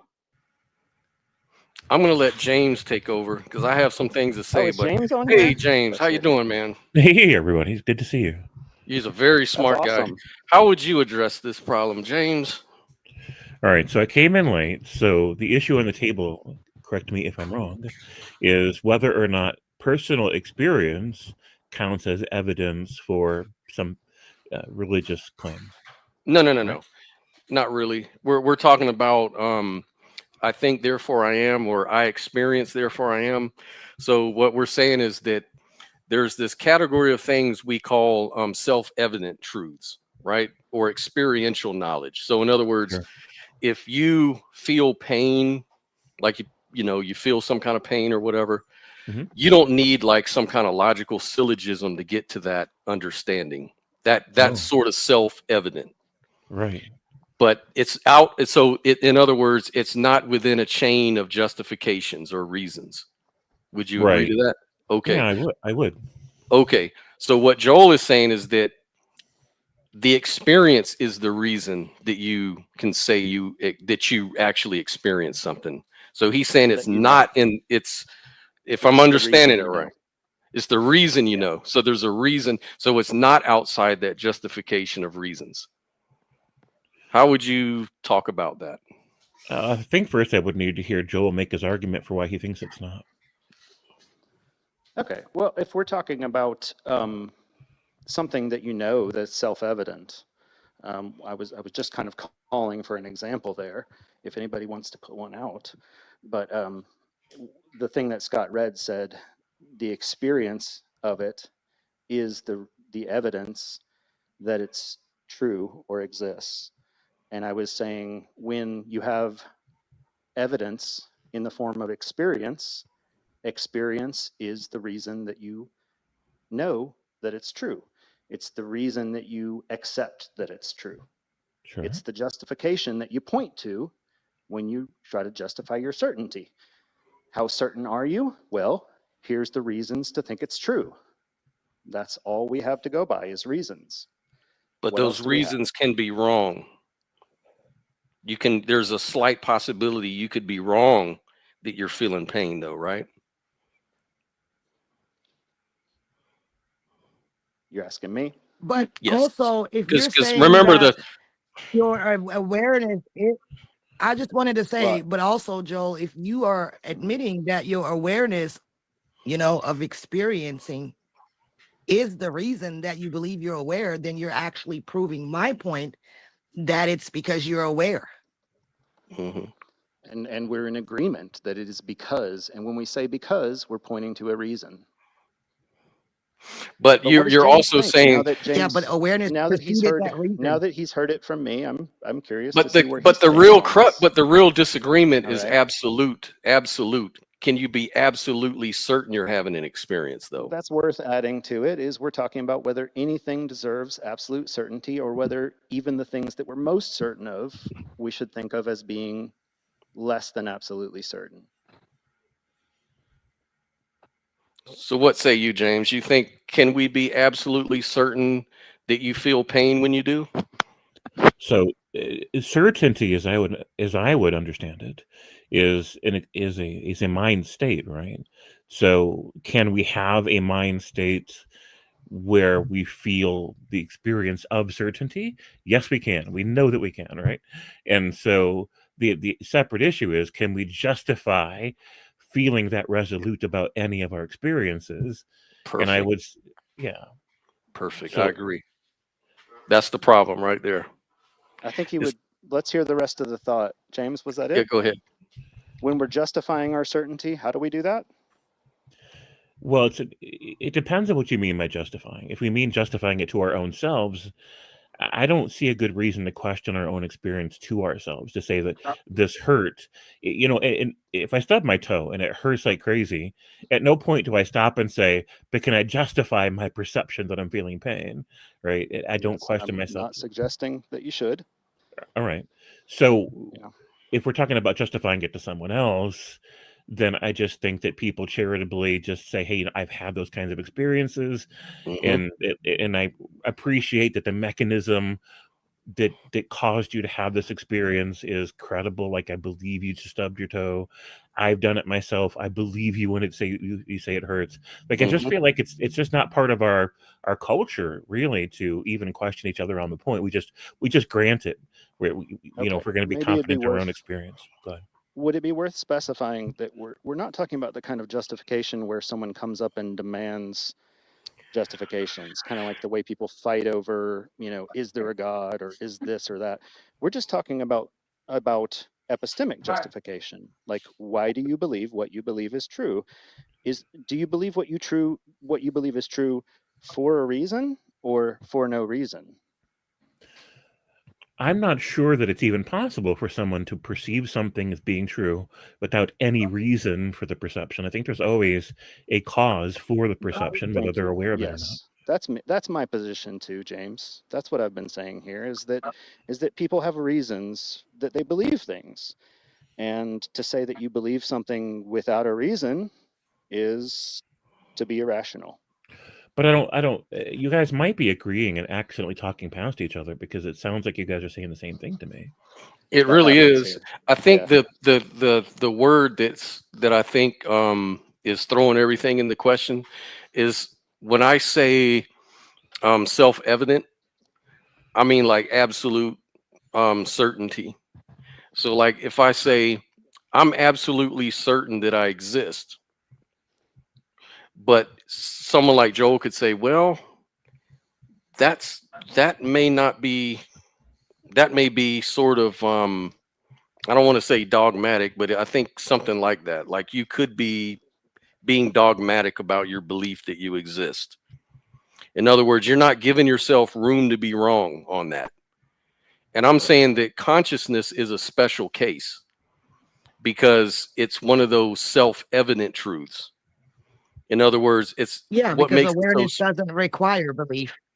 right. It doesn't require a reason like that kind of reason. Like I understand reason as far as I can tell you the reason I believe I exist is because I'm having an experience of it.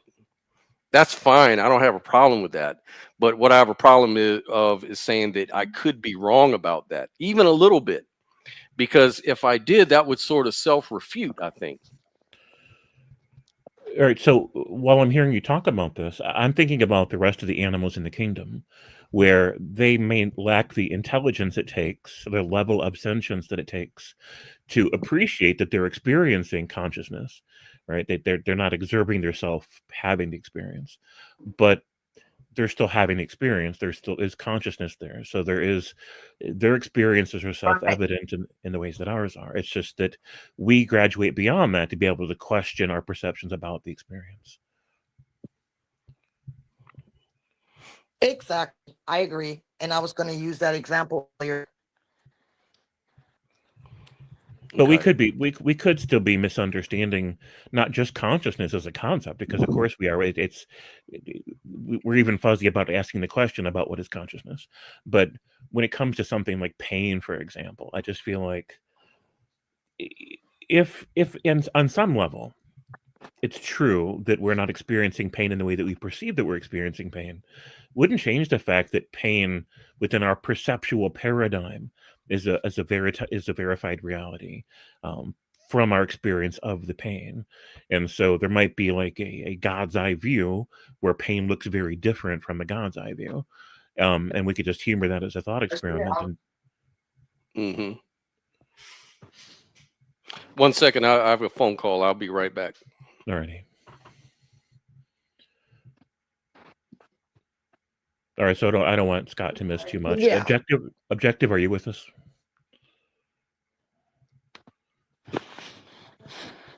Sorry, can you guys hear me? Yeah, I just started Objective making still here? breakfast because I didn't want to just add to the shit to the it just getting to be so much going on there. But yeah, I agree with everything that James and Joel are saying, and I just it's leaving yourself open to the possibility. Myself, I'm not going to use the you vernacular because that's setting people up. Leaving myself open to the possibility that I could be wrong about everything or anything is how I think the most rational way for me to live my life is. That doesn't mean I go through life doubting things that I'm as certain as I can be, such as my existence. I don't doubt that I exist because I like Sophia said, that would just be insane. You couldn't function in life if you walked around everywhere going, gosh, am I here today? Where am I at? That makes no sense.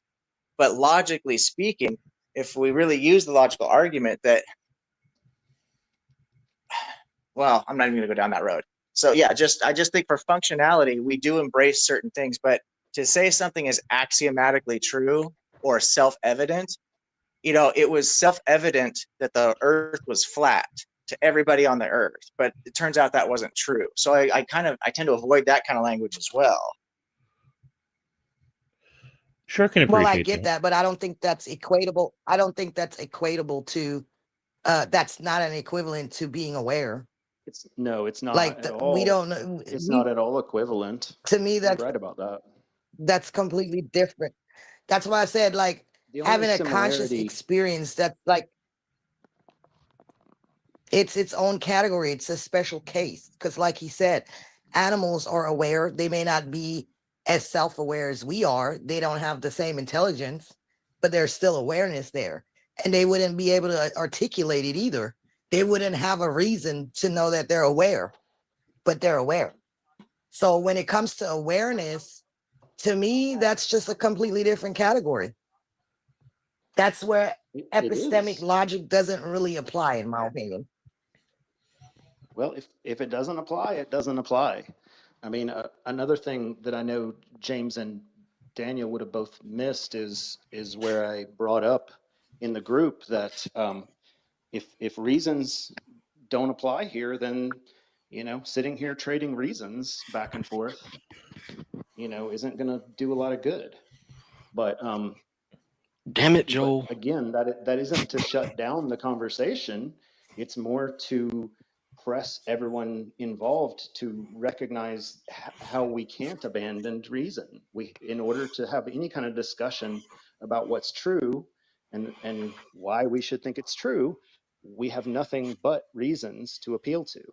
And that's kind of what I keep. Well, I kind don't of think we're pressing. abandoning reason here. I think you're over exaggerating a little bit. We're not abandoning reasoning. We're just saying that awareness precedes reasoning because there would be no reasoning without awareness. No one's abandoning reasoning. Well, it's two different definitions of reason, right? So the animal has every reason to perceive its situations the way that it does. Consciousness, we're beyond that, and so when we reflect on our conscious experience of things, one of our reasons, our fundamental reason, our baseline reason for thinking the things that we think, is our conscious state, right? So our experience is part of our reason for thinking that our experience exists, right? It's the foundational reason. And then we have this higher ordered reason where we try to think logically about the experience, or our subjective experience. So, this higher ordered reasoning is an attempt to try to be objective in our evaluation of the subjective, an objective evaluation of the subjective. And so I think both of these things are happening. And so but they all count as reasons, right? Yeah, to me they do. Yeah. Sure. So yeah, I think we're actually all on the same page. I think that we just have different ways of parsing it out to structure the ideas with. But I think at the end of the day, we're in That's right. agreement. We all agree, and that's what I always say. Like I was saying on the other day with Dave, I say, dude, we already agree. It's just that we're parsing words here. Right, but in earnest. Yeah. I mean, I certainly take you guys all to be earnest. Mm-hmm. Yeah. Yeah, well, damn it, Joel. No, I'm just kidding. No, I'm just kidding.